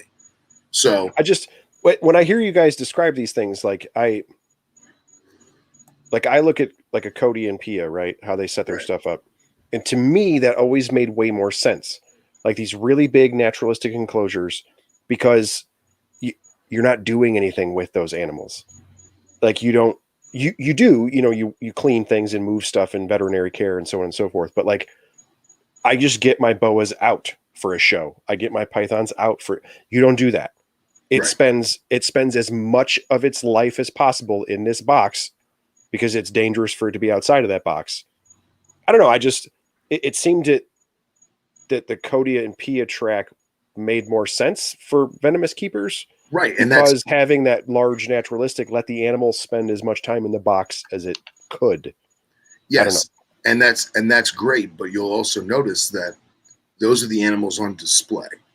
Yes. Yeah, sure. For sure. And there are other animals that I don't want to say didn't make the cut, but they're not on display, not because they're ugly, but because they don't cooperate or they're going to mess the cage up or whatever. Okay. I mean, and like Paul's in the group right now, isn't he? No. So it's more species specific than because of how the animal reacts to your manipulation. Right. And it's species specific and it's individual animal specific. Okay.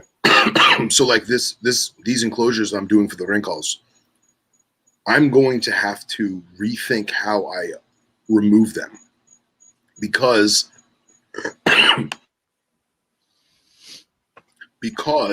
they're going to destroy that cage when I pull them out. I know they are. They're going to grab onto something. They're going to rip something up. They're going to move or flip something over. So I'm very, I'm not going to say aggressive. I'm going to say I'm very offensive when I remove them from the enclosure because I don't want them to have that. I don't want them to be like, oh, I have time to defend myself. I want them to be like, whoa, what just happened? You know what I mean? Get them out quick. Get them contained, do what I got to do, put them back. That does not mean that I'm ripping them out of the enclosure. That does not mean that I'm, breaking protocol or that I'm overly aggressive when handling the animal to damage it, what have you. The goal is to catch them off guard. I'm not going to be able to do that in these naturalistic enclosures. So I haven't decided if I'm going to do. Yes. I have to. I'm pretty much going to make something that I can use as a. What's the word I'm looking for? I have to use I want to make a poker. Something that's long and has flexibility to it. So that way I can like weasel it up underneath the cave and basically get the snake to come out so that I can single hook it or tail it out. Because if I go to pull that animal, it's going to rip the cage with it. Why don't you do, so what I did is I drilled 2 holes in the hide and put a zip tie through it so I could just hook the zip tie onto the hook and pull it out. Because that looks very ugly. Not if you make it the same color. Like if it's a black hide, just do a black zip tie. No, my goal is to basically be Don't a be window. bougie. I want these to be beautiful. I want the cage to be beautiful. And it's not for them. They don't care. They're on paper right now. What do they care? Well, thank you, Matt. Appreciate that. But yeah, I know for a fact, I've watched Scott take animals out and he's very relaxed. He's very easygoing with it. he brings the tail to him. He grabs the tail. He tails the animal out. He balances the animal on the hook, and everything's fine. He's done way more lappets than I have. But my whole thing is, and I wish Paul was in the group, or Pierre or Cody were here to talk about this too, or even Derek. Cody and Pia's taipans, they're very, very relaxed because they're captive bred and they're young and they have good human interaction from good handlers, good keepers. The animals are kept at rest, they're kept at ease, and there's no reason for the snake to lash out irrationally. You know what I mean?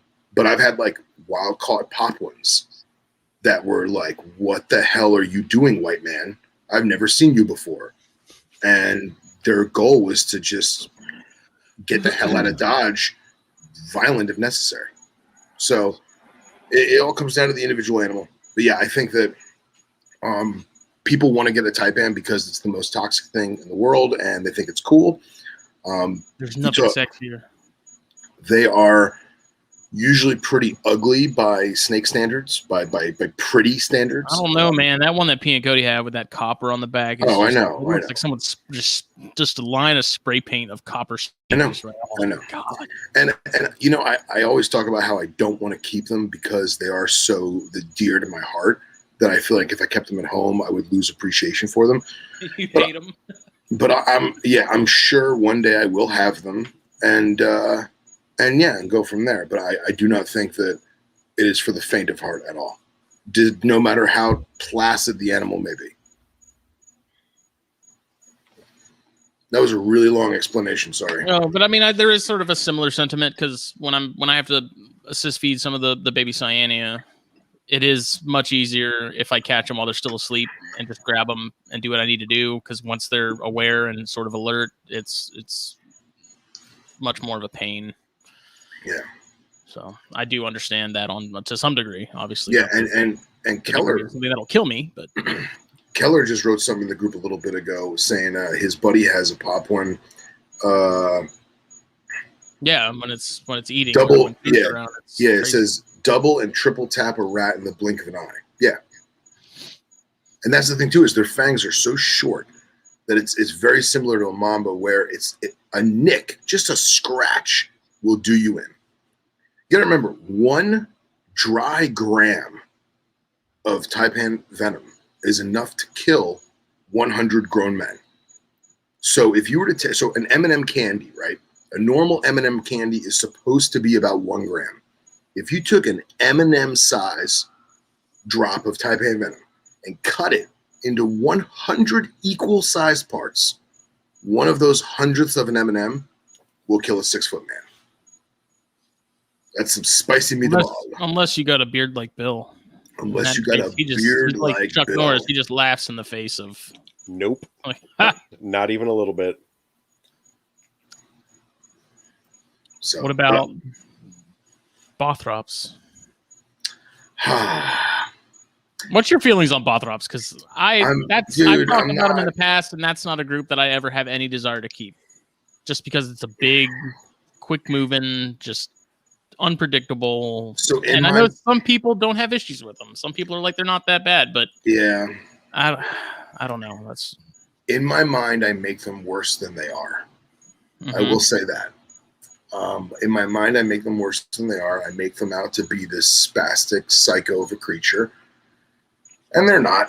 I don't think they're as spastic. I don't think they're any more spastic than a big pissed off Western Diamondback or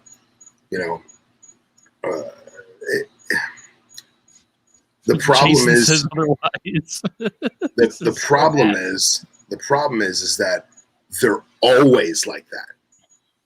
So while as your Western Diamondback will chill out for a little bit, enough for you to single hook it, the Bothrops doesn't. You know what I'm saying? Yeah. Now Henry shows up. Yeah. Thanks, Handog. Yeah, and I feel like it also comes down to species specifics because like Urutus are super cool, super chill. I mean, they're still Bothrops. They're still quick. You know what I mean? But they're nowhere near as spastic as Atrox. You know? I don't know. Mujinai are my favorite, I think. And dude, those things are spastic, man. They're pretty though. They're gorgeous, yeah. But I'm not big on South American snakes. I don't know why, man. But like, they just really never did it for me. You know, I've had Asper, I've had Atrox, we've had Urutus, had the Moons, had what's that one? There's one that Venezuelensis. Venezuelensis were really pretty. I like them, but yeah, I would put most of them at a 6 or higher.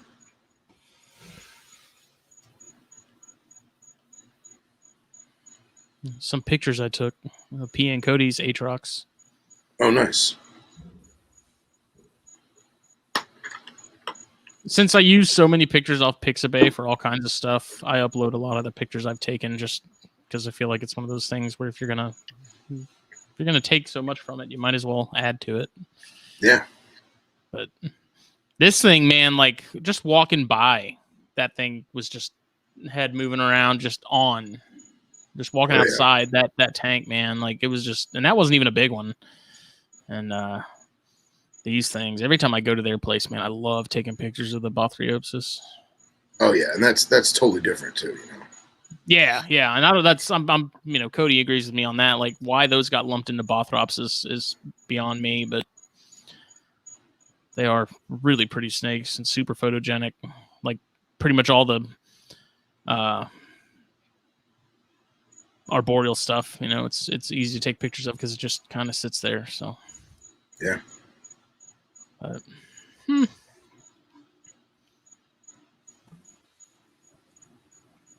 So you got more? African cobras. Oh man. And how do you compare them to Asians? Oh, personally, where do you see the major differences between the two? I like African cobras way more than Asian cobras, and this is where Henry and I differ.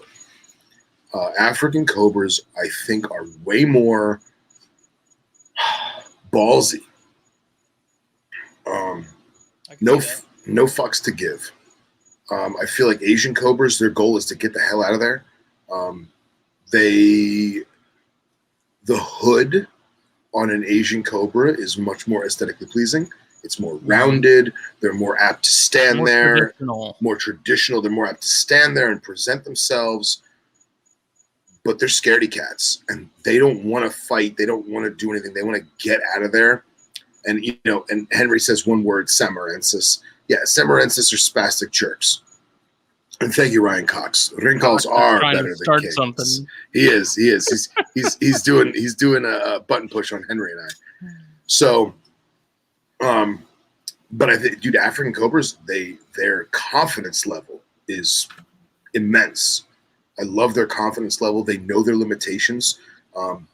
There are more intelligent snakes out there. Don't get me wrong, but they do have a good amount of intelligence to them, and they know what they are, man. It's like that scene, you know. It's like TIA, Danny, TIA. Like they know where they are. They know what they're doing. They know where they came from, and it's very impressive to me. You know, I keep 1, 2, 3, 4. I keep 4 different species, five different species of African cobra right now, and all of them are different, and they're just impressive to me, and they're bulletproof. They really are bulletproof. So, in terms of a number, I would put them at probably a 6 and 7 for non-spitting, and I would put 7 and 8 for spitting. You know, and the spitters of Africa are way more intense than the Asian stuff, with the exception of like the equatorial spitter in like Java and stuff like that. That thing just is relentless spitting. The Africans are way more, I don't want to say decisive. They're way more choosy. Calculated. Way more calculated. That's the word. Way more calculated. You know? So I also have seen more African species, especially the spitters. They'll they'll shoot and retreat, but still face you. Whereas I feel like Asians, they'll be like spit, spit, spit, strike, strike, strike, turn around, haul ass.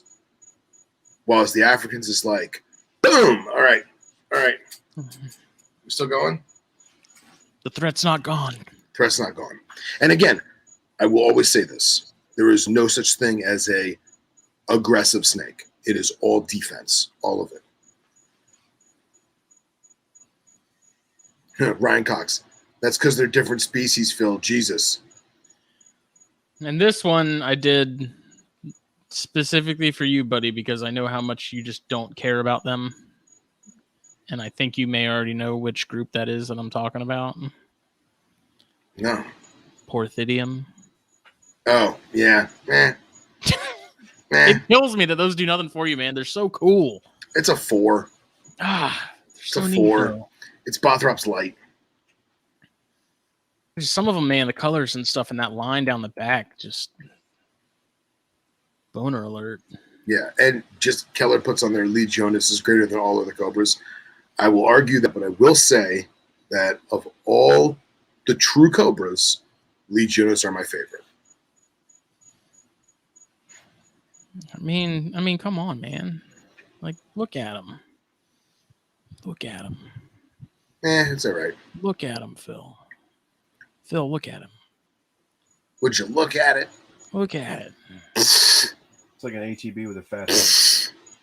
Yeah, exactly. Wait a second. So you're not That's into good these. What is that? Cool. That's Porthidium Nazi whatever. It says Nasudum. Yeah, that's a good looking animal. I like that. But you don't like these, but you like the jumpers. I do. Jumpers are way cooler. Jumpers is a poor man's Bushmaster. They're practically the same thing. No, they're not. Don't insult the jumper. Landsberg guy. I mean, it's you also like Calicelasmon. How do you not think? Dude, Calicelasma is infinitely. No, it is not. Yes, it is. All right, let's take this to a vote. Bill, you're the vote. Pull up the Calicelasma. Oh, me? Yeah, leave that up, and then we'll do a cross comparison. Calicelasma, I did way spell cooler. that wrong. It's the same damn snake, just on the It other is side of the planet. not the same damn snake. It is way cooler, and they're egg laying. So there, Big whoop. dude, way cooler. Look at that jet black triangles, the velvety rich black. We were just looking at the snake that has the same thing. No, Look at the jet black rectangles. nah. You know what I do find interesting is how similar these look to the Ovophis. They do. I feel like it's all filling the same niche. That one just looks like a Vipera species. Yeah. That looks like a berm with less pattern. Right. There's a random picture of a hognose. Thank you. Keller knows what's up. That's not a Porthidium. They're so cool, man. I mean, look at that. What was They're made of butter. No, those are the Landsberg Rozai. Oh, okay. Al Koritz, I guess, had those at one point because that's his website. Are those yellow rats that haven't finished out yet? Yeah, right. What? No, I'm no help, man.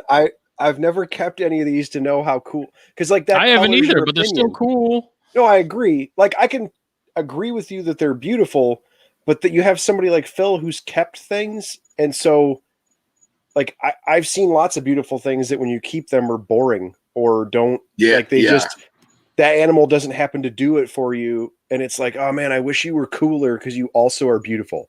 You know? Yeah. Like, Here's I'll give you that. Is I keep chondros, and so I'm used to snakes that are just pretty and do absolutely nothing. So I'm okay with that. Yeah. fair. I also have never kept that. So, but I do listen to the Contracast all the time, and it makes me want to keep them. So, see, like, all right, that right there, that snake. Yeah, that's a gorgeous looking animal. But to me, why would I buy that animal when I can get a Taylor's Cantil? That's apples to oranges. But they're the No, same it's thing as not. It's just- Calisthelasma. No, they are not. And Keller's right. Look at Don't forget that. about Dinocastrodon. Those aren't even. Dinocastrodon They're not even playing the beats- same ball here. Beats them all. I'm probably never going to be invited on this again, but a ton of the animals that you just keep bringing up, to me, just like a bunch of different kind of Neurodia. I'm no help. No, and you're right. I just see a bunch of fat snakes that hate me. That's what I see when you show me these pictures. I'll be honest, man. The older I get, the more I like Neurodia. It is. The older I get, the more I like Neurodia. And I feel like if Neurodia didn't have derpy heads, we would like them more. Here's where it's at. Everything else can fuck right on off compared to. Everything else can fuck right off. All right, that's a cool looking snake. That's it. That's the Mac Daddy. I dig that. I'm sure Billy Hunt would be all over these too. And then, dude, see, like as gorgeous as that stripe is, the zigzags is where it's at, man. Yeah, I can't choose, man. I mean, like that's just. See, but here's my thing with you guys keeping venomous. Like other than really sweet Instagram pictures, I don't get what you do. Like I don't know. I just live keep in a different way. Like bro, so Bill, you had reef tanks. True. Yes. Okay. But you also just told me that you don't keep stuff naturalistic. No, I do. I feel like I would get bored. Not the ones that make a mess. True. Yeah, I guess. I mean, if I would just have to kind of pick my species, I guess. And, all right, so like you doing aquatics, have you ever had a predatory fish in the tank by itself? Yeah, I've had jaguar cichlids. Okay, so you had jag cichlids. How was the tank set up? Plain gravel bottom with some stone? No, I had a full background and did the whole, Okay. It was but still it was a singular animal that they hid and did what they did. And, still the whole purpose of that was to watch the ambush tactics. They don't have a personality or anything. I got you. Okay. So similar concept, you know what I mean? And with these vipers, true, I would definitely keep them naturalistic. You know what I mean? I'm not going to keep this viper on paper. You know what I mean? Like that's dumb. I would give it the ability to have. Yeah, Thomas is what's up. Jeff knows what's up. Oh yeah, because he said chondros are less than literally everything else. Oh wait, no. Read that right, buddy. No, Jeff. Yeah, you gotta go back to math there, bud. So I totally see your point, Bill. I do. Both the Neurodia and the setups, and I think I've done paper for a lot of stuff because of laziness, and now I'm at the point now where I want to do more now. Yeah. A lot of the things you described, like that's also for safety. Like it makes perfect sense to do what you're doing. Yeah. I just think maybe that's probably why that didn't appeal to me. Like maybe I would have gone that route, if I don't know. It just is a different strokes, different folks, I guess. And I'll tell you what, we need him. Yeah, right. Oh, Nipper would destroy this show. I was going to say like my squams. I have the squams set up super. It's all fake, but it's naturalistic. It looks so good, and my favorite part about it is it stays looking good because it's fake. Yes, because they don't fucking move. Also true. They just sit there. So, you know what I mean? It's not a rattlesnake that's going to just knock stuff over. It's not a cobra that's going to uproot and shit on everything. You know? So. Yeah, I get that. But, like, for example, as much as I appreciate Argus monitors, I would never keep one. Oh, they're jerks. You can't keep them naturalistic either. They trash everything. Well, so there you go. Monitors in general are total jerks. But let's just focus on the Argus for a minute because I love Argus. I think they're awesome. Thank you, Andy. Let's just focus on this for a second. So you have it set up simple because he's going to destroy it. But you still love the animal. The difference being is you can work with the Argus. You can coddle the Argus. You can interact with it. I can't do that with the Cobra. Right. But the handling is what I get the most enjoyment out of. The interacting with the animal and like we were joking about chess earlier, you know, it's all about the technique. I have this Mr. Miyagi syndrome in my head, and it's like learning the animal and learning the different ways of going about it. And like bringing up Scott again, because he's amazing. Scott told me some stuff recently for some high-speed elapid stuff that I never thought about. Because like I've never had a snake do it. He's like, oh, you never had a snake do this and that? And I was like, no. He goes, oh man, if it did, what would you do? And I'm like, well, I would do this. He goes, how about this? How about rook to king 4? And I was like, I didn't even think of that. It's brilliant, you know. And that just goes back to but you're talking about a technical skill set. Yes. You know what I mean? Like you're talking about long range precision shooting, not trap shooting. A physical skill set versus a technical skill set. Yes. And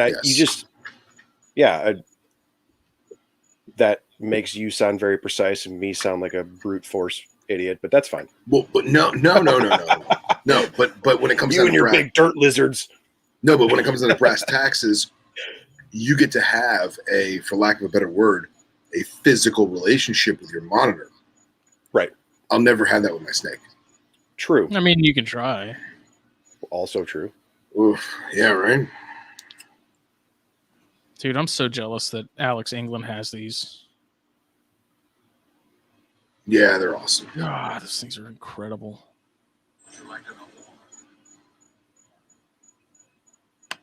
I do wonder though with these, like how churched up were those color wise? The pictures. Not that much if you have a good looking specimen. Like if you have the norm, they don't all look like that. It's like those white Sumatrana. Like you just skip the past McGregor eye? No. You're talking about it's Sumatrana, but it's white. Like they don't normally look like that. They look green, you know? I got you.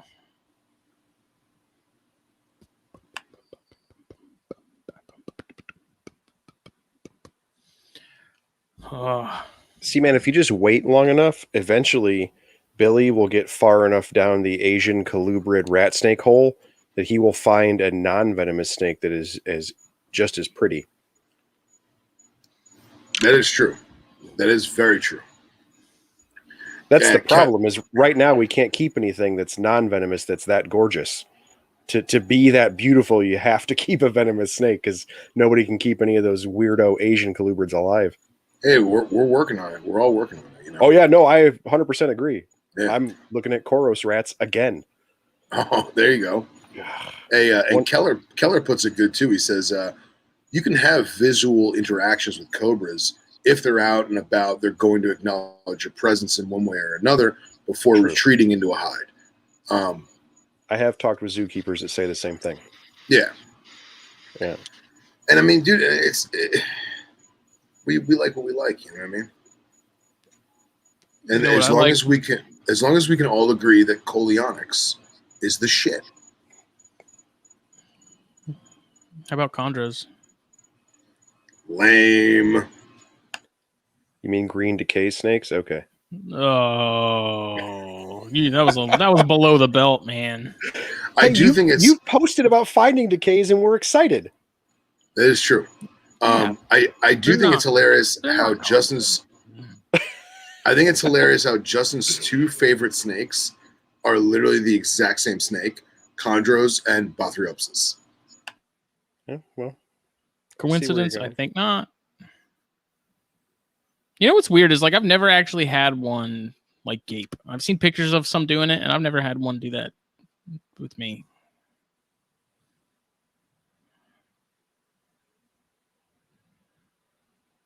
Look at them all. And what the fuck is that? Billy Hunt, we're not hating on green trees. We're just breaking Justin's balls. And I can't actually hate on them. I've only ever had one, so I don't have any experience to speak from. They are not exciting snakes. I will say that. If you're looking for a snake that's out doing stuff these are not it. Wait a second. That's my picture. They use that from Pixabay. I don't have that snake. I don't think that. Well, no, I still have that snake. I still have that one.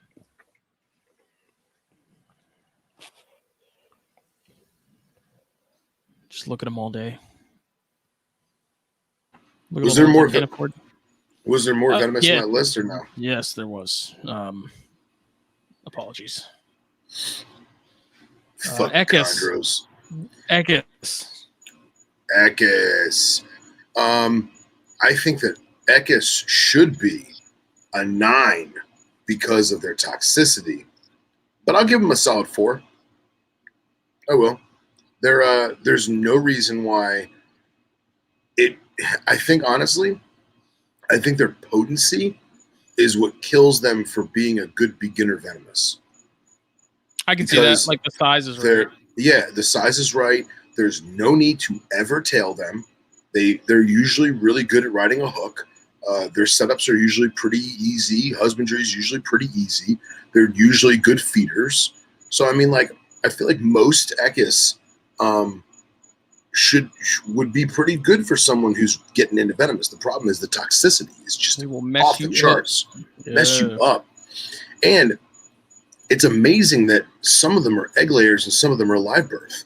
Yeah. And that to me, they're the same genus, and they've chosen for now. For now, but they're the same genus, but certain area animals have chosen what a better way of reproduction to suit their, environmental needs. I think that's phenomenal. I keep Leucogaster, man. I think those things are awesome. Just get an egg eater. Same thing. Oh my God. Oh my God. Why did we let him on tonight? Hey, my egg eater does a figure 8, has a very similar pattern, and makes the same noise. No, they look very similar. Yeah, it is some serious mimicry going on there. It is not the same sound at all. I do want some egg eaters. If you've never played with an Echis, it's the same sound. Yeah, I'll give you that. That's not wrong. I have a good video of one making noise. Hang on. And there's a bunch of kids in Illinois that think it's the same sound because I told them so. How about that, wolf?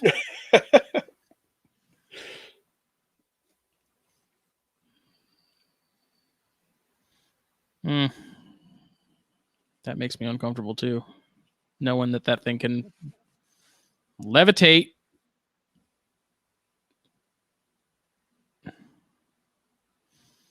I mean, they're just... The hell is that? Is that Deinonychistrodon? Good God, no. That's Bothrops. That thing's a freaking beast. Phil, look at this. Wow. That's a Hataraka? Yeah. That's a fat speckled king snake. Yeah. Dude, I like the yellow in the face. That thing's gorgeous. There's a big-ass cottonmouth, boy. Is that a Huffy? That's a nice-looking bike, boy.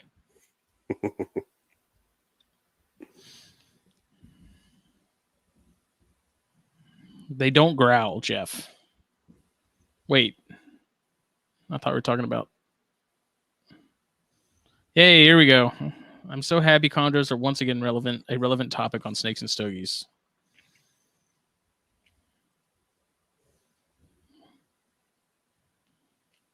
And then Miguel said, chondros are snakes I've always wanted but refused to fork over the cash for. I do want some roughies. And you know what? I'm wondering why no one's done it.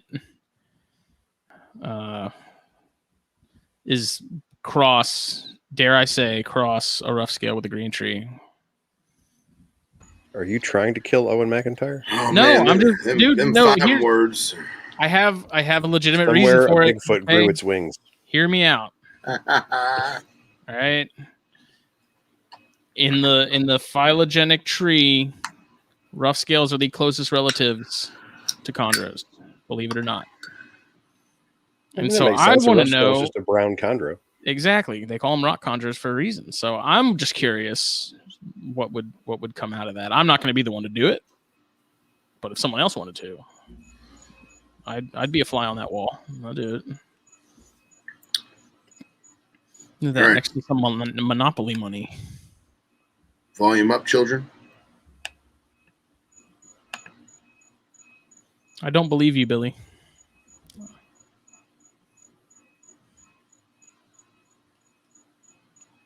I don't hear anything, Phil. I'm disappointed. Did you really not hear it? I don't hear it. Oh, hold on a second. Hang on. Let me fix my microphone so you guys can hear it. Hang on.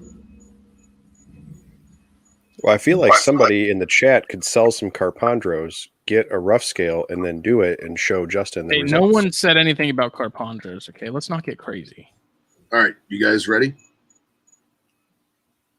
Yeah.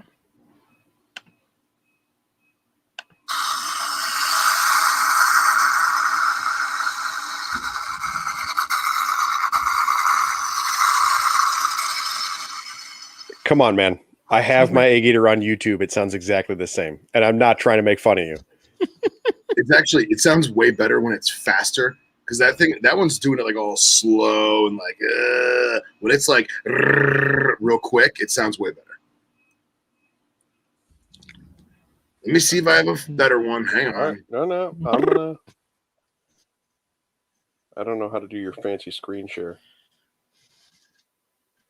Wheeler said I'm good on that one. Take back what you said. I won't take back what I said. I said I'm not going to do it. I said I'm just curious. What the... Why did you have a piece of bread on your face, Phil? You playing with Snapchat like a 13-year-old obvious girl? reasons.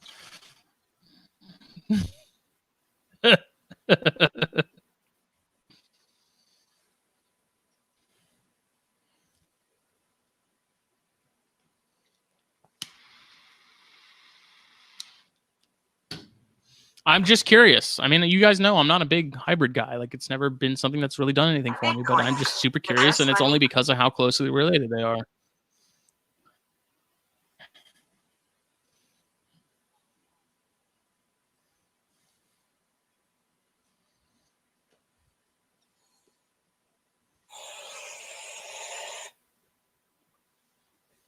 Here you go. You ready? This isn't going to work, maybe. Is that a saw scale?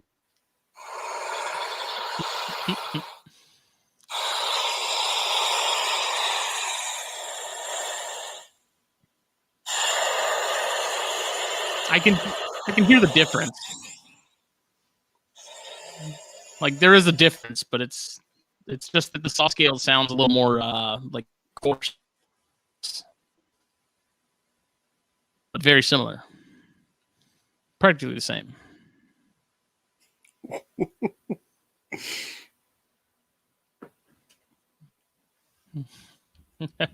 Thought that was the Game Boy Color.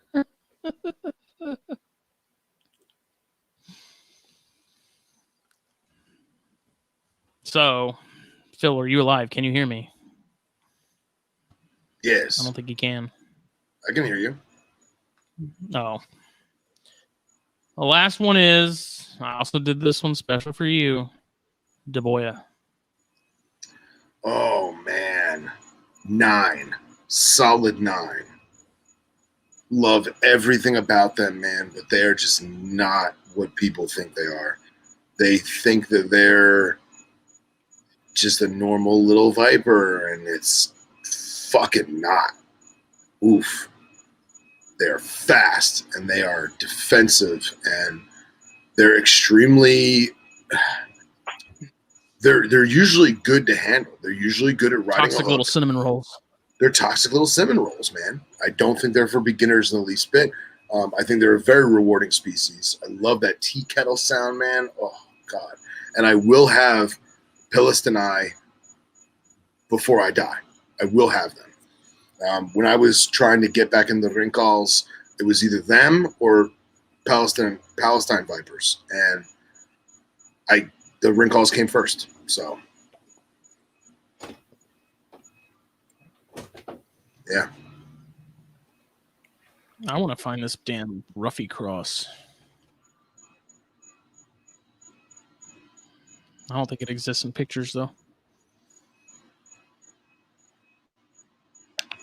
You know what I always thought was a really interesting group, too, is the Monte Vipera stuff. You know, they never really did it for me. I mean, I think they're cool, but like, I just didn't. Just something about them. Just They're cool in subtle ways. They're cool in subtle ways. Yeah, like there's a guy I follow on Instagram. He's in Lebanon, and dude, some of the vipers that he finds are just gorgeous. But like again, I'm not gonna rush out and go get one. You know, Keller's right. I mean, the Moorish vipers are super cool too. There was somebody in the States had like a trio of Moorish that I believe they were from like North Mauritania, and dude, they were crazy. I mean, like every color of khaki you could imagine, you know. I'm trying to find. There's this one picture. I think I've showed it in a previous episode. That's like one of my favorite snake pictures of all time, but I don't think it's going to be on Google. Not looking like it.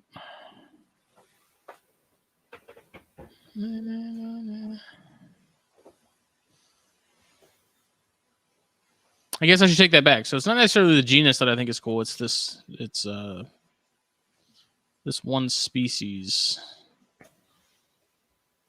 a very small range. Nice, Wheeler. Phil summoned it with his sultry voice. It heard the call. Excellent. These guys. Yeah, they're good looking, man. Another Billy Hunt special. Another Billy Hunt special. I like it. I don't know if he's into it if they just have one stripe, though. I think they have to have multiples to count.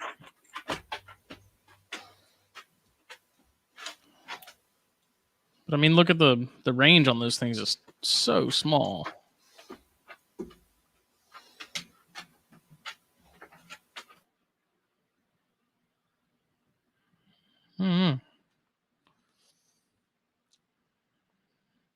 A Milos viper. He said any stripe is okay.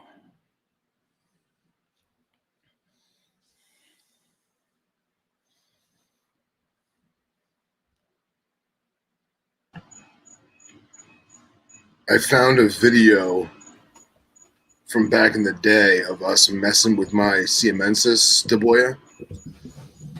If you guys want to hear the sound that they make. Yeah. It's kind of crappy audio because it's in the pet shop. It's in the store, but hold on. You guys hear me okay? Yes, you do, Miguel. I sound like a woman. You guys can hear me okay? Mm-hmm. All right, let's see how this sounds. You can get closer with me.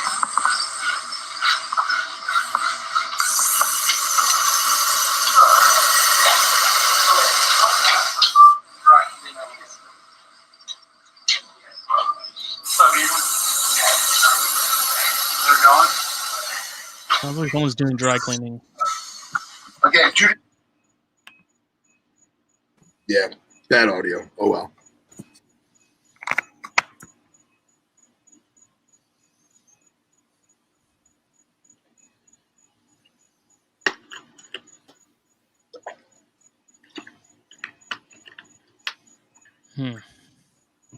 Yeah, so Daboya was the last one I had, but I'm in. I like it. I like it a lot. Ones I just thought up of on the fly. I figured, I thought about the Ovophis and stuff, but I was like, no one really has kept those, and I'm sure you haven't dealt with that many of them to really have a solid opinion on them. So, yeah, no, I don't have a solid opinion on them. Why are overrated? How about that, Jeff? You shut your mouth. Not even boy. that cool. Both of my water pythons pythons gang up on me about how much chondros suck. All right, I get to have an opinion too. What?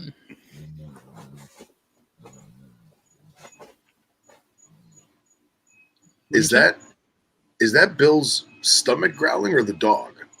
Oh, that's the dog. Sorry. I just heard that. I was like, what is that sound? No, it's bedtime, and that's why I had to mute it. He has an actual child mattress in our room. I had to lay it down. It made a bunch of noise, and now he's making noise. Nice.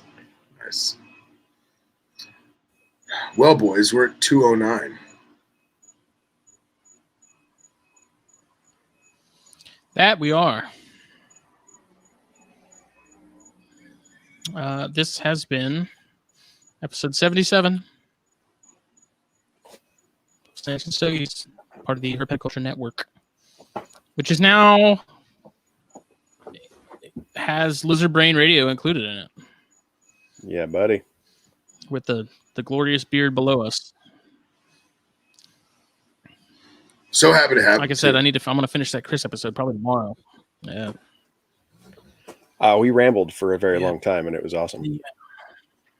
That's good. Chris is the man.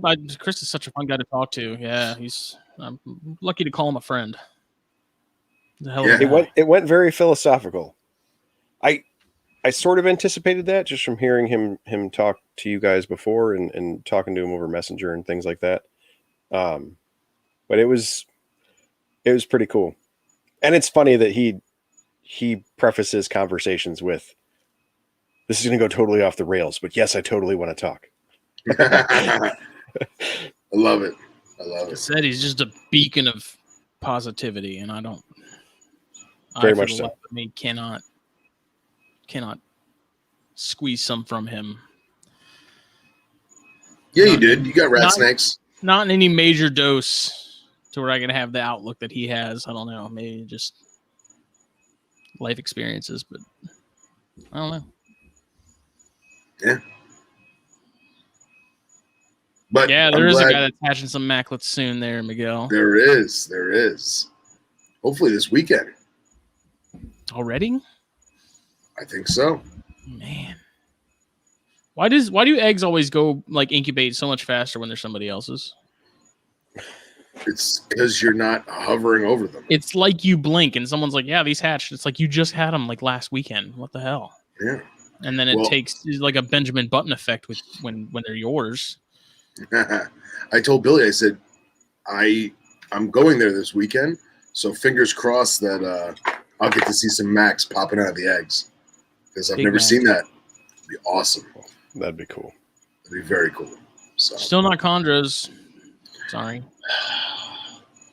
Chondros over everything. Anyway, it's so awesome to have Bill and Lizard Brain as part of the THN. And thank you for joining us tonight, Bill. Yeah. I feel like I need to get an import Biak and suffer and learn the ways. And bleed. You have to make a blood sacrifice when it comes to Biaks. You do have to make a blood sacrifice for Biaks. And continual sacrifices at that. It's not just one. But you can also thank the awesome people right here at Puget Sound Pythons. Check them out on Facebook and Instagram and YouTube. They're good people. They've also got some lyosis, so all you guys that are nerding out about those. Yeah. They don't have any chondros, though. So they don't need them. And they got rid of their anacondas, so I'm out for the giant stuff. Oh, sore topic. Andy has my back in this. I know that with the chondro thing. Andy Middleton gets it because Andy Middleton knows what's good for him, and Andy Middleton's a swell guy. Andy Middleton is not a swell guy. He is the swellest of guys. Too soon. There's one for sale up here. You can come visit. Billy, we are going to have to put a little disclaimer on the Morelia than lyosis thing because, chondros come first in that. Chondros, other Morelia, lyosis. How about that? See, you put out statements like that, and then the next time that you talk, it's going to be, I hate chondro guys. It'll be you're going to totally go off the rails and Bairds. It's all anybody needs. All green, black and yellow stripes, a coastal, and then a tiny coastal that's prettier in a Baird's. Bairds, Brettles, chondros. That's Bears, the order? Beats. Bears. That's the order? No. Is that what you're going? Works better. Chondros, Bears. There's got to be an order. Well, that's another discussion for another time. There we go. Mike knows. Chondros 1 and 2, rough skills 3. Anyone catch the yearly ChondroCast episode? Go to Hell Hunt. Nice. I'm busy doing THP and this in the magazine to fit it into my schedule. I don't have to justify to you. Anyway, are we gonna make a shirt that says Bairds beats Battlestar Galactica? I have the design on Absolutely Canva. sure. I just have not put it on a shirt yet. We need to have Billy Because Hunt make Billy yells at me when I make a shirt and put it on Teespring. He's like, "What are you doing?" Right, so I'll you have to make give it to Billy.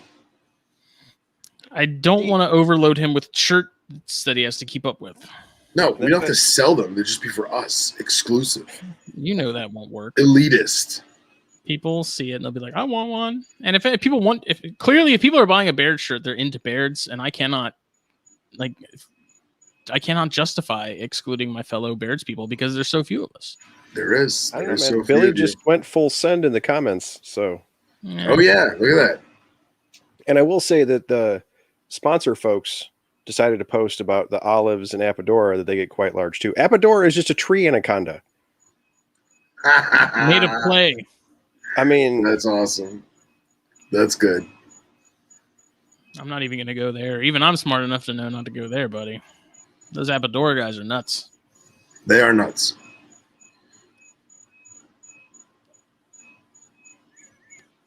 Only 3 All right. guys like Bairds anyway. Jesus. That is Well, hilariously true. The 3 of us have awesome Bairds anyways, and you can't have any. I was going to get you some, but, I've changed my mind. I'm going to give them to someone who actually appreciates them. I think there needs to be some sort of T-shirt for Baird's to beard conversion, because isn't he also the only fresh-faced one? Yeah, but that's because of work. And I think he's also mentioned, I think he's not physically capable of growing up a beard like the 3 of us. So, Well, so That's that's true. what I'm saying. Yeah. So the next time we have Bill on, we all have to smoke pipe. phrasing.